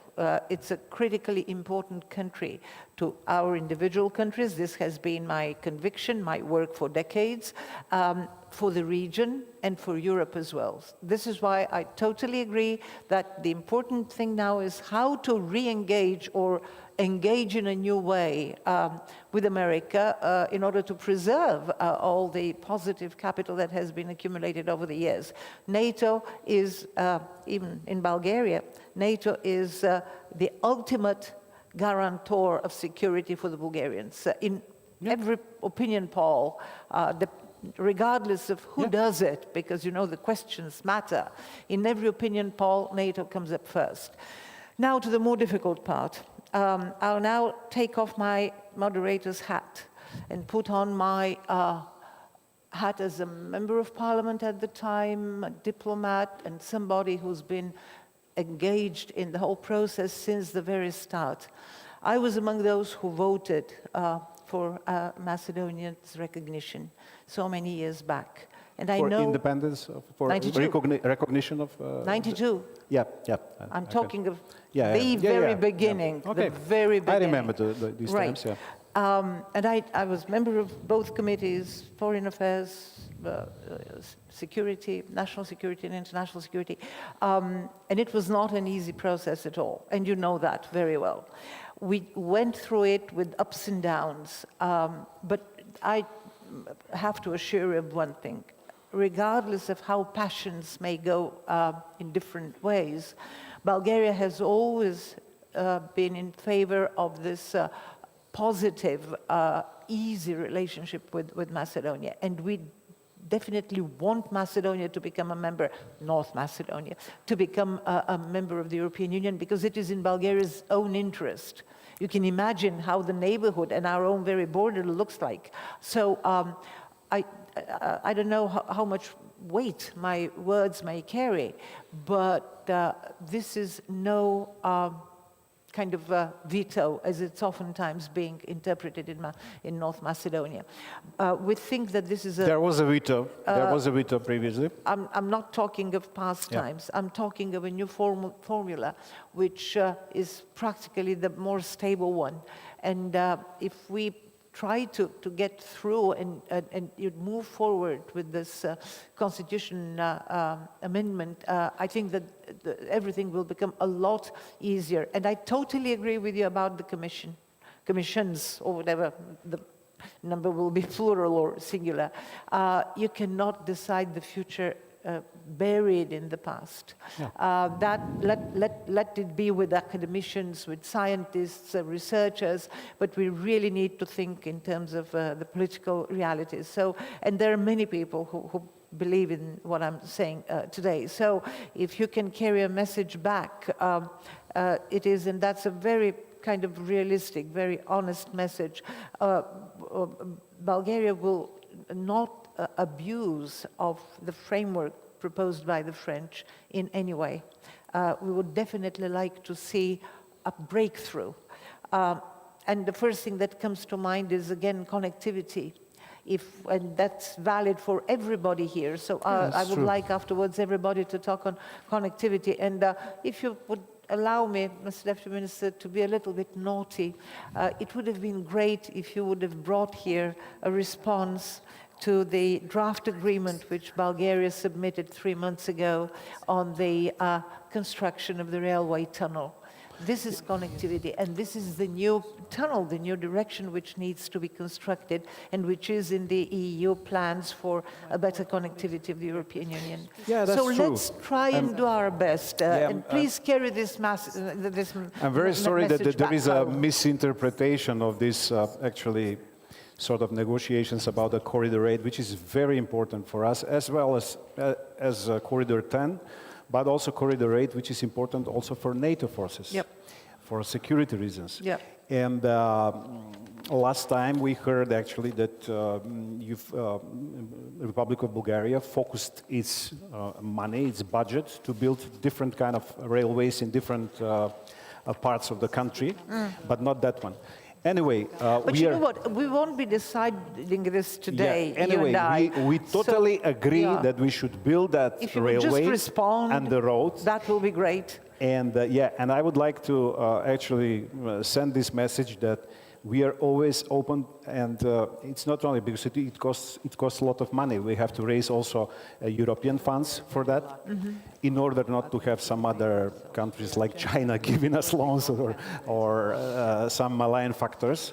But we would like also Bulgaria to help us, being a European country, in order to together to apply for European funds to build these connections. Mr. Deputy Minister, I think you and I should beg apologies from the audience. We almost monopolized the discussion. Sorry for that. Which we shouldn't have done. Maybe but it's useful. I was too long, especially, but sorry for that. No. It's useful, especially, as I said, if you would take back the messages I kindly asked you to deliver to the authorities. Sure.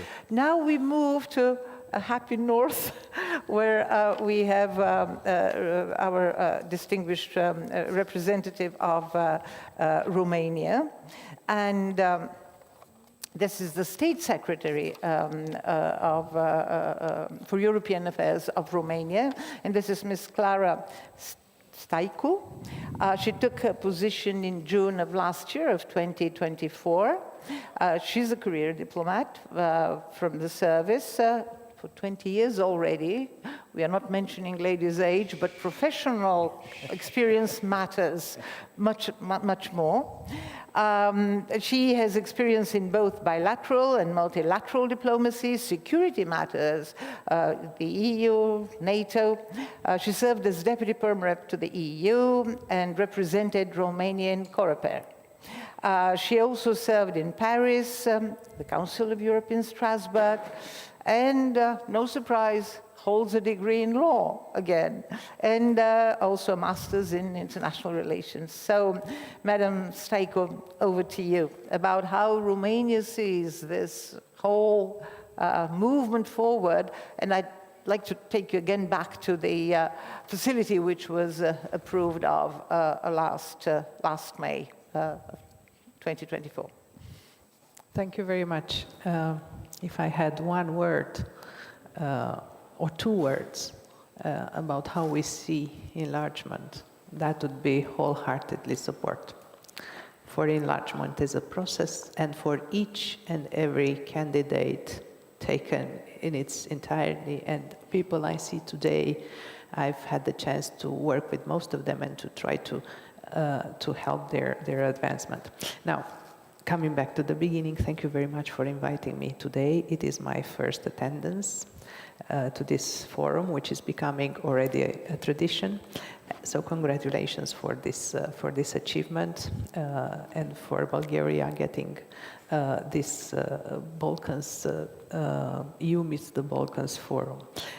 Also congratulations for the theme that you chose today, because reforming for the European future is indeed the question to be asked. And all of us today, besides being representatives of our governments, we are also custodians of this shared future that we need to build. It is our responsibility to build. And in our opinion, this future is linked to EU enlargement. This is the European future. The candidates' future and member states alike have this need. So we are very glad that enlargement gained a renewed momentum last year. It is probably one of the very, very few good things that came out of Russia's unprovoked and brutal invasion of Ukraine, being that we collectively realized and we collectively moved on. And also the challenges that we face today, security challenges, economic challenges, volatility challenges, all these need joint solutions. And again, enlargement is one of the answers that we need to give to these challenges. So by now you already guessed that I am a fervent supporter of enlargement. And you mentioned that I took my post 1 year ago. And I have to tell you that the most successful or the most fulfilling moments that I had as a State Secretary for EU Affairs was participating in IGCs. Either to open clusters or to close chapters, or I even had the pleasure to be in the IGCs with Ukraine and the Republic of Moldova when they opened negotiations. So these are the most important moments I can recall in the last year of success. So coming back to enlargement, this implies a shared responsibility for the EU as a whole, for EU members, and also for the candidates.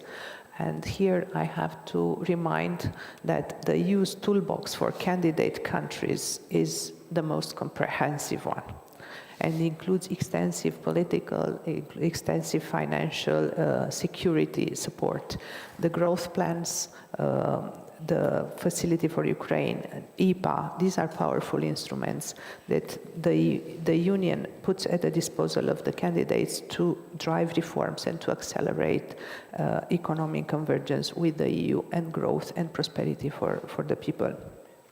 Of course, there are no shortcuts in the process, as High Representative Kallas reminded when she was in the region, I think only last week. But this should not be demotivating, because on the contrary, this process has a clear goal. Make candidates stronger, facilitate their economic development, growth, being able to better serve their people, their citizens, ensuring that their rights are protected. These are the goals of the required reforms and fundamentals, for example, related to rule of law or judiciary. So building strong institutions, which in turn, they build resilience. This is very important, especially in these times and in an environment where foreign information manipulation and interference, the famous FIMI, and hybrid threats are omnipresent. So coming back to enlargement, last year we have supported with a lot of enthusiasm, advancing, opening, like I said, opening clusters, closing chapters, having opening access and negotiations. Only last week, Albania, and congratulations for that, opened a new cluster. We hope that this momentum will go on for this year. There are many things that we need to do. We need to open negotiations, and we need to advance open clusters with Ukraine, Moldova. We need to advance with Montenegro. We need to advance with all our partner and candidates, and we hope to see this progress for this year. So this is our drive. I'm not going to take any more of the time.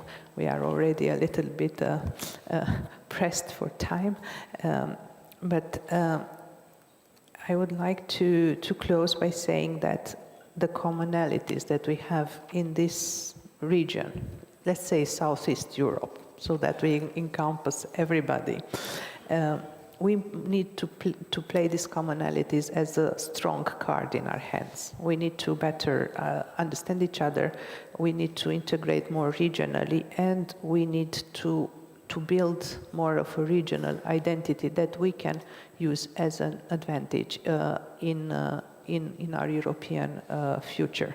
So back to the theme, reforming for the future.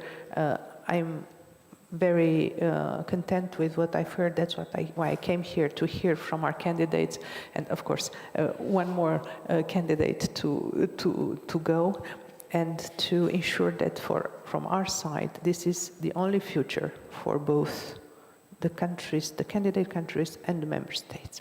Thank you very much. Thank you, Madam State Secretary. I will now take the risk of voicing out loud kind of a bias. I really would like to state to the audience and everybody else here what a great partnership we've had with Romania on practically on all files, on all the agenda, including enlargement, including the Western Balkans. And I only know that this will continue even better and much stronger in the future. We have a challenge, and we have a list of challenges. The menu is overwhelming indeed. But I'm thinking of something which we all need to take care of collectively as a region. And it is that the digital transformation of the economy has to happen. I'm now throwing out just general topics because we cannot cover everything.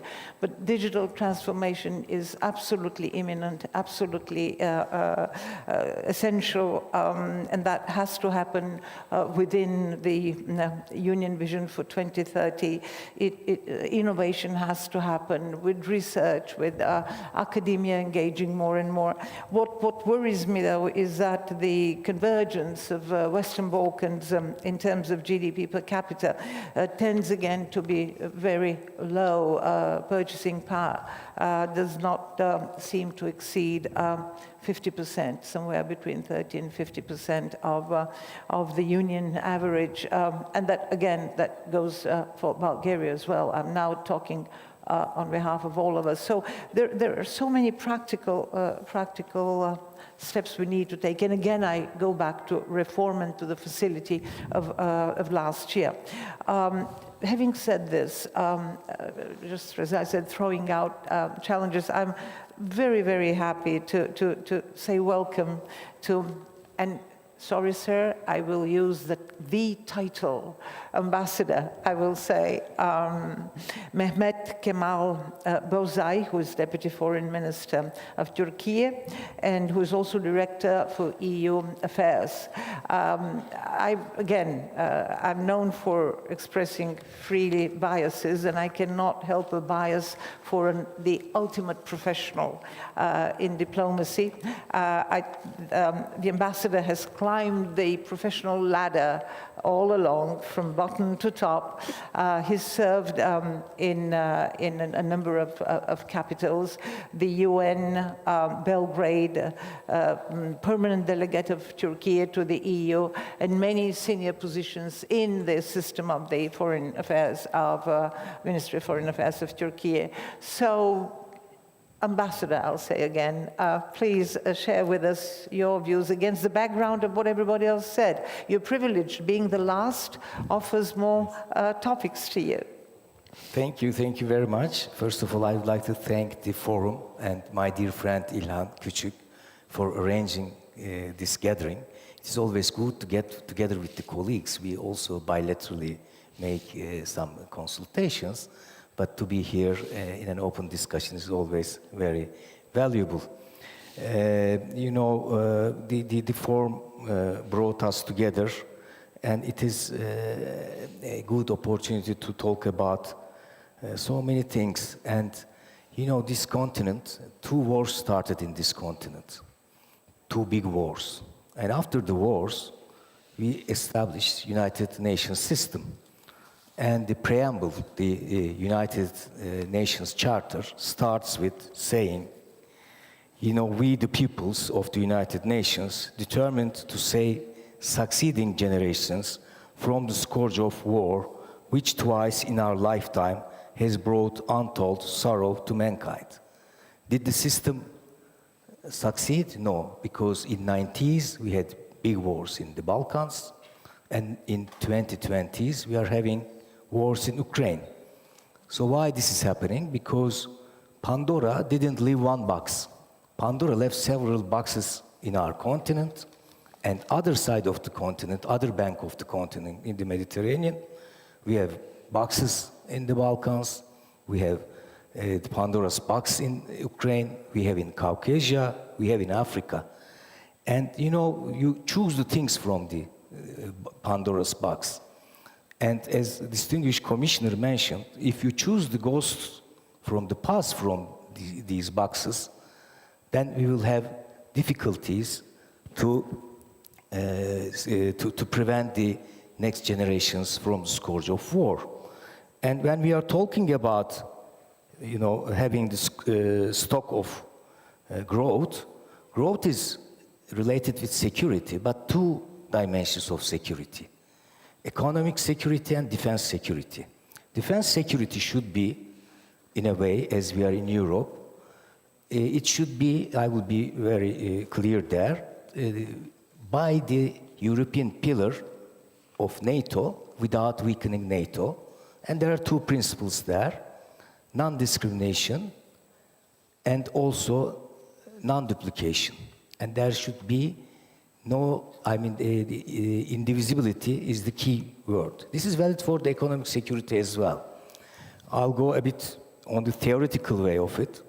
We are in a period, also all the participants mentioned, unprecedented times. And these unprecedented times are fitting to the creative destruction definition of Schumpeter. What is it? Creation of new ways of doing things indigenously, destroy and replace the old ways. What the American Treasury Secretary says, current global trade system is not sustainable for the US, and also US tariff policies have begun the process of reorienting the Washington's international economic relations, which means on the security system, while UN is not enough, it needs reform, we are also having some kind of a creative destruction period in our history. And this creative destruction is based on what you just said, Excellency. Again, I'll go from the Schumpeter's wordings.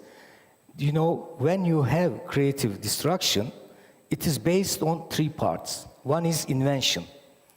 Let's adapt it to electric vehicles. Conceiving a new idea or a process. The second part, innovation. Arranging economic requirements for implementing an invention. When you have the invention, you should use this invention according to innovation. This is why critical minerals are important for the chips and for the cars, for the batteries. And the third part is diffusion, whereby all the people benefit from that. The European continent, should find ways to do so, and types of innovation is identified in 5 items. One is there are new products, new methods of production, new markets, new sources of supply, and new market structures. This brings us to the other issue that we were discussing, connectivity.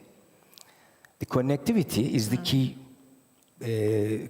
term, and when we are having this, EU meets the Balkans, all these 10T corridors are aiming at to connect Bar to up there, to connect Durrës to other parts of Europe, to connect it to Turkey, to all candidates, to connect to Ukraine, and also to the other bank, to Africa, intermodal systems. And if we would like to keep, because our generations, the next generations, we couldn't succeed to keep succeeding generations from the scourge of war, but we should do something for next succeeding generations to be part of it, because the thing we couldn't take out of Pandora's box is hope, and we should provide them a hopeful future. And this is valid only if we can have this innovation and all kind of arrangements in a collective way. And all the candidates should be in the EU projects in an inclusive way, all inclusive for the initiatives of the EU. This is the way that to arrange a meeting between Balkans and the EU. As a candidate country, we are 85 million people, big potential. We are so interdependent to EU economy and economic security of EU. Because of COVID and after having this war, we realized that there should be an ecosystem for supply and value chains which are connected well. And besides, technology sharing is important, R&D innovation work. And because of the Ukrainian war, we realized there is some kind of a protectionism started now, also with the new US policies. And here, if we would like to combine EU and the Balkans, Turkey is also a Balkan country, and also a candidate with the candidate with the customs union, only candidate, we should find ways in a collective way. This is the only way to keep the young generations to go to other countries as a brain drain. This is the biggest danger for all of us, and to keep them for future conflicts. Thank you. Thank you very much, Deputy Minister, Ambassador. We're running out of time, I'm afraid, because it's a really huge subject. I think we may agree, and if anybody has something to add, is most welcome to do it, that whatever we discussed today, security is the word, as already decided everywhere, European Union, NATO, individual countries, and everything else falls within that title.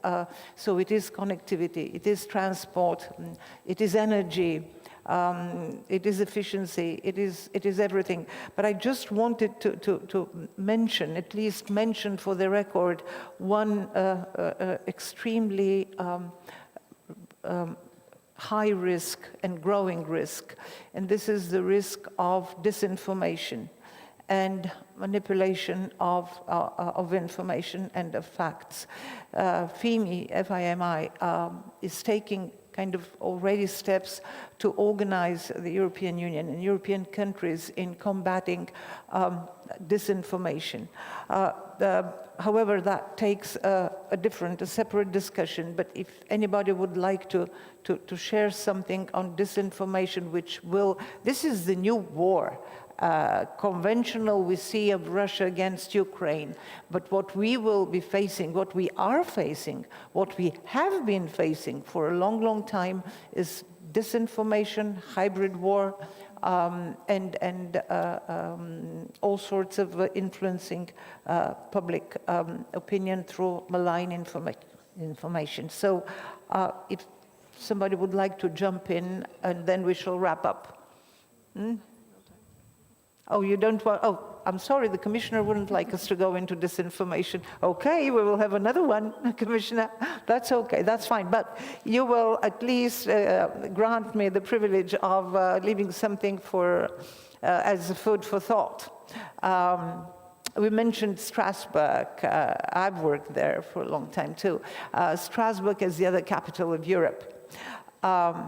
Think about it. Does anybody ask themselves the question, whose is Strasbourg? Is it French? Is it German?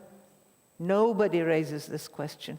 So let's think of this as an Easter wish, and imagine that the time will come soon where we will not be asking that kind of questions, as they don't raise them at all in Strasbourg. Thank you very much, all of you, ladies and gentlemen. Thank you, audience, for staying with us, but we've been very, very disciplined with time. We used our 75 minutes. That's it. Thank you.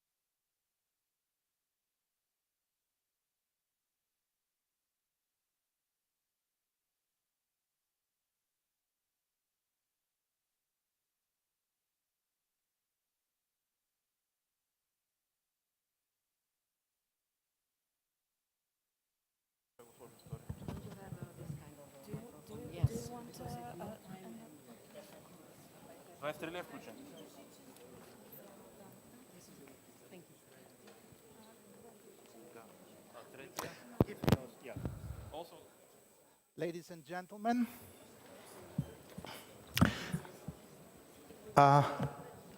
we have to be very strict in time with the next part because Commissioner Marta Kos has to leave because of a very important meeting in 12:40. That's why I'm starting. Please, now let me very briefly introduce the topic. Brave New World, this is how we describe a state which is dangerous, which is awful, and which we have been very gullible about. This is how we explain Brave New World from Shakespeare through Aldous Huxley until now. And now we have here the very distinguished speakers. We have Marta Kos, the commissioner, and we have Ivan Krstev, a political scientist. And starting with Ivan about this Brave New World, of course, this is how I mean relationship between EU and US. Do you think the romance is over forever? Thank you very much. American geopolitical strategist Robert Kaplan used to say that understanding any geopolitical development starts with looking at the maps and then ends with rereading Shakespeare. So it's a geography and human relations. There was a change in the relationship because of many things. Asia, obviously, and Pacific is more important than the Atlantic from the point of view of America's strategic interests in trade. How the relationship is going to look like, we will know probably in 3 months, in 6 months, better than we now know. But there is, for me, one thing that is critically important and where Europe is starting to, in my view, to make a turn. In the moment like this, you're calling it Brave New World. For me, this is slightly a vertigo moment in which you don't know. It's not so much the fear of falling down, but the desire to jump that is running the show. The most important is to try to see in this world not only risk but opportunities. And this is the real issue. Europe was so much basically defending the certain type of a post-Cold War liberal order that started eroding before Trump, and we should be quite open on this. Obviously, the President Trump decided that this post-Cold War world does not serve American interest in his term. There's going to be a change. We should stop seeing only risks. Europe should see opportunity for itself. Because, by the way, this is how the others look around. When Trump was elected, European Council on Foreign Relations made a survey in 21 countries, 11 European, and 10 the big countries outside of Europe and the US. And do you know what? Only Europeans and South Koreans were really kind of worried. Others, probably, I'm sure nobody likes the tariffs, but they were much more asking the questions, what can I gain out of this situation than what I can lose? And for me, the real question for Europe is, we should start asking these questions, regardless of how the dynamics of the relations is going to develop. And now this question comes rightly to Commissioner Kos. What can we gain? How can EU survive in this brave new world? Can it adapt at all? I would not speak about surviving because I think that there have been many challenges in the past which have caused that the European Union has adopted a new policy. For instance, the food and farmers crisis in the 60s, then we got now the oldest policy, which is agriculture. The economic crisis in the 80s brought us to the single market, which is today, with 450 million people, the biggest market, and that's why also US have taken us seriously. So adapting to some extent, yes. On the other hand, is looking for new solutions. And I agree with you, this is a huge opportunity for the European Union. We have been listening before to do something on the field of security or defense. It wasn't possible before. To really accelerate enlargement. It wasn't possible before, it is now. And there are many areas, and what we need now is really step up our competitiveness, debureaucratization, what we already are doing, and of course also see what we can do by ourselves on the field of digitalization, developing social media, and I think that perhaps we needed this push to be bolder. Yes, but are these values which EU cherishes now a trend? Ivan, for example, democracy, rule of law, is it a trend? Does it attract people still, especially on the Balkans? Listen, the biggest problem is nobody questions democracy, but people believe that the biggest risk for democracy is the other party winning the elections. There was this beautiful mini-series based on Scorato's book on Mussolini, who said democracy is a lovely thing. It gives you so many options, including the options to destroy it. And I do believe that the story is that certain things are going to change. And do you know what's going to change? Before, Europe believed that we are the model of the world to come. Because of democracy, because of the post-sovereign understanding, basically, of politics. Listen, we should accept that others are not necessarily going to follow the model that we have. On the other side, if we cannot probably transform others to the extent we believed before, our job is not to allow others to transform us. Mm-hmm. And from this point of view, if Europe was perceiving itself as a missionary, it's time to define itself as a monastery. At least be sure that the way of life that you cherish, you can defend. Are there going to be other models of development? For sure. But to be honest, if you go back to history, this is how it works. There was a lot of pluralism. There are certain trends that are going to be here and there. And also in the 1990s, we had the illusion that we know where the world goes. At least this illusion is not there anymore. What we know now is how fast the things are going to change. And when we talk about the Trump effect on the global politics, it's not the direction. To be honest, I'm not sure that President Trump himself is very clear on the direction. But the change of the pace of the decision-making is incredible. And for Europe, this is going to be a real challenge. Europe was a thoughtful but slow animal. And now, basically, speed is going to be of critical importance. Yes, but Commissioner, it was before the hidden truth of enlargement was that you have the possibility, you have the option, and this is how societies miraculously change. Do we have the same thing today? Can we think that enlargement, the possibility of enlargement, can change societies? It can. It is not easy. First, we need really forward-looking politicians who are able to induce reforms.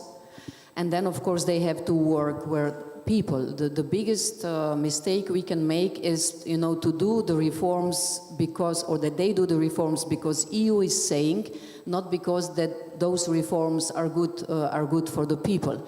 So enlargement has also changed. It is not the answer to everything, but for instance, for me today it is easier to explain why the fundamental cluster with the anti-corruption, with the right of minorities is so much important that we start with this and that we close with this. This is the change to before. Or how to explain that fighting corruption is good for the companies or for the people. Otherwise, you know, the roofs fell down and then we have 16 dead people. So in this respect, whatever we do, I think we should be much better in communication. It is not enlargement because we want to grow big. It is enlargement because countries want to join us. It is their choice, and EU is supporting this and building the monastery of the European Union. I liked your expression, is, you know, monks are usually nice people, or nuns are usually nice people. Enabling an ecosystem who welcomes, not everybody, but the ones who are brought inside are value added. And this, I think, today, it is not just about being bigger, it is about building a community of values. Just one example. I have told before that Iceland is considering coming back. In the past, we have already closed 13 or 11 chapters with them. When I asked why, the answer has been, and I quote, and they are very much integrated through the EEA in the EU, the answer has been, we want to belong to a community of values and democracy. Coming from a country where values and democracy are very high level, sometimes on a higher level than at some member states. Yeah, I have to add to this metaphor that in the Middle Ages, monasteries were fortresses as well. Otherwise, they cannot survive. But Ivana, I have asked you last year who will be first in the EU, Ukraine or Serbia? Should I add now Norway? Should we think otherwise because of Trump? Or Switzerland, perhaps? This is a question to the Commissioner, actually. If we're going to put money, I'll bet on Albania.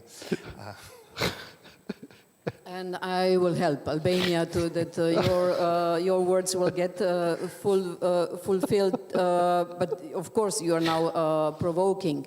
But speaking, you know, I got a question last week. I took you the word now, but you said, you know, I can answer. So I got a question last week. If Canada can become a member of the EU, there are two preconditions that somebody can apply. It has to be a state. It has to be a European state. But new partnerships are possible now. And this is new categories or out of the box. Why cannot we have partnerships who are completely different in order to be able to defend the monastery from the inside? Yeah, but let's go a little bit more on the specifics, because Ukraine has obviously given up its NATO dream. Had it given up or not? No, it hasn't, but for the time being, it is probably not possible. Yes. They haven't given up. They have, yeah, my fault, my wrong expression. What about the EU dream of Ukraine? Is it still living? Oh, listen, the story is living for whom? If it is up to the Ukrainians, obviously, at this moment, for them, the European Union is even more important than ever. On the other side, we don't know how the post-war Ukraine is going to be and when the post-war is going to be.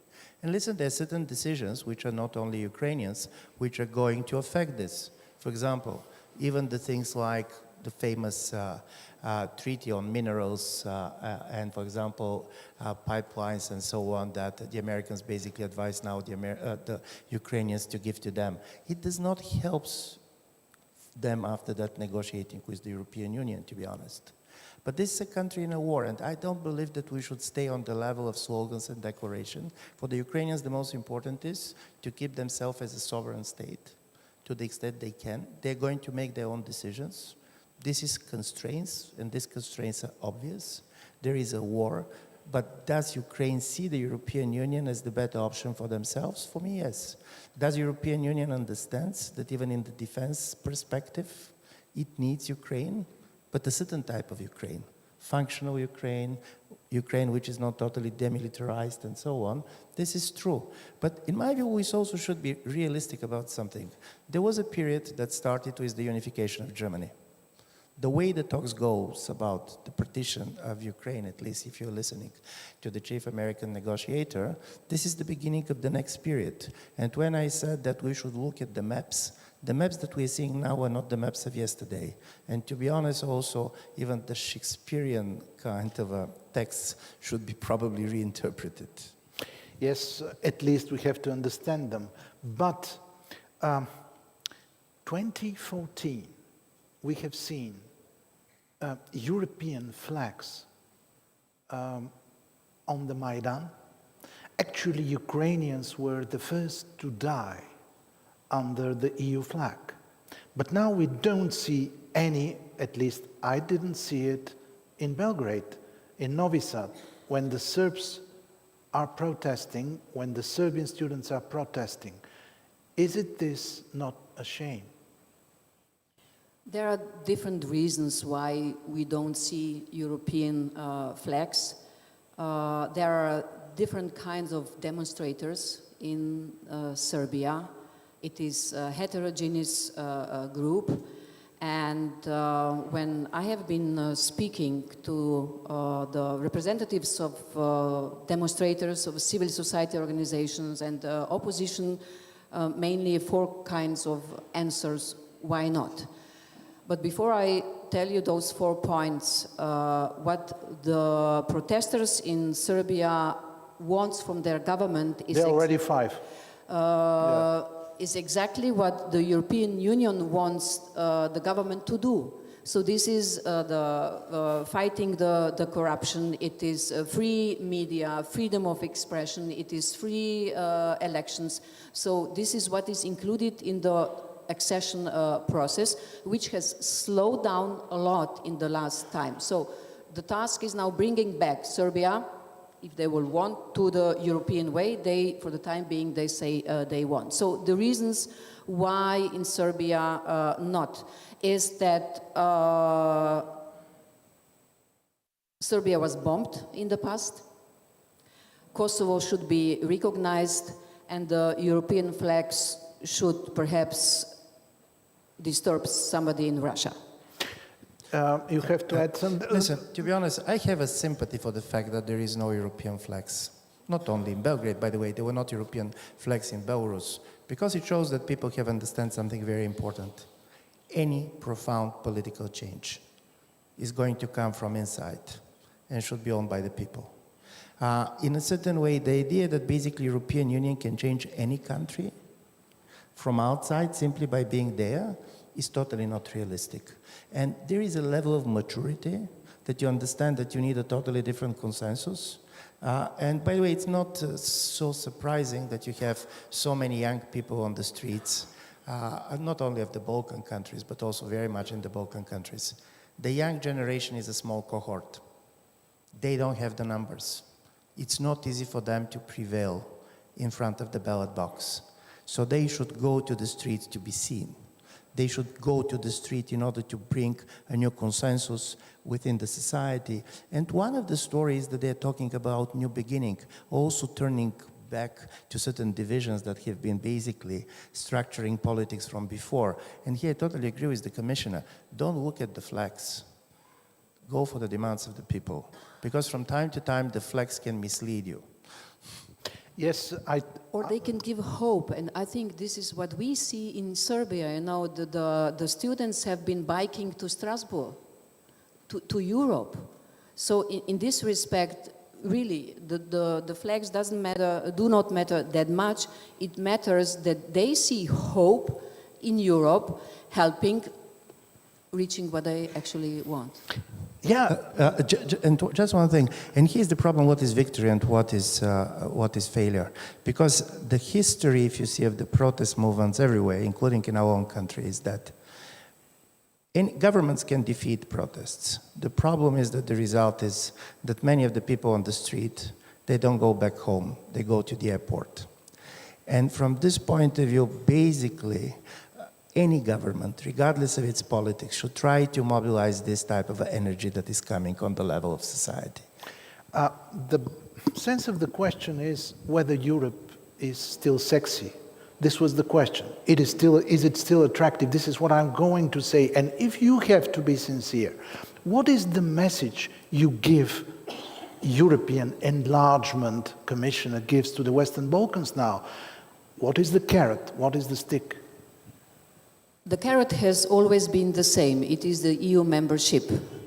But it is true that this carrot sometimes wasn't presented well. Or that instead of giving a lot of carrots, we in the EU dealt with ourselves. There are different phases of the enlargement processes. You know, in 95, even 2004, it was more, if you fulfill the criteria, you can join. Then it was question, can EU absorb the candidate countries? You know, with the enlargement in 2004, when your country, your country a bit later entered, it has been nearly 100 million people together then with Romania and Bulgaria. Now we have disruptive forces who doesn't want to see this. So the conflict in Ukraine didn't start with the war in 2022. It started, as you have mentioned, 2014, when Ukraine decided to be a part of the European Union in agreement, in the associating agreement. So the conflict started there. And there are autocrats who really do not want to see them joining us. European Union today, it is every day older, but with the new member state, it's getting younger. So it's getting lifting with the new member states.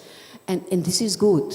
And we should get more in the sense of, you know, every newcomer brings something new, brings diversity, but we should talk about more, you know, why it would be good that Serbia will join us, why it was good that Bulgaria was joining, or Slovenia. Do you think Western Europe in particular is sincere with the Western Balkans? Do you think, Ivane, that the possibility for this accession still exists, or we are just delivering empty promises? Do you know what has changed dramatically? First of all, how sincere East or West is, it's a kind of a very romantic comedy question, which I'm not sure that I can answer. But I do believe one thing has changed dramatically politically for everybody. Many things that were impossible yesterday are possible. Are they going to happen? It's totally different. We believe that war was impossible, a big war in Europe. It is possible. We believe that basically this crisis that we face with the United States is impossible. It turned to be possible.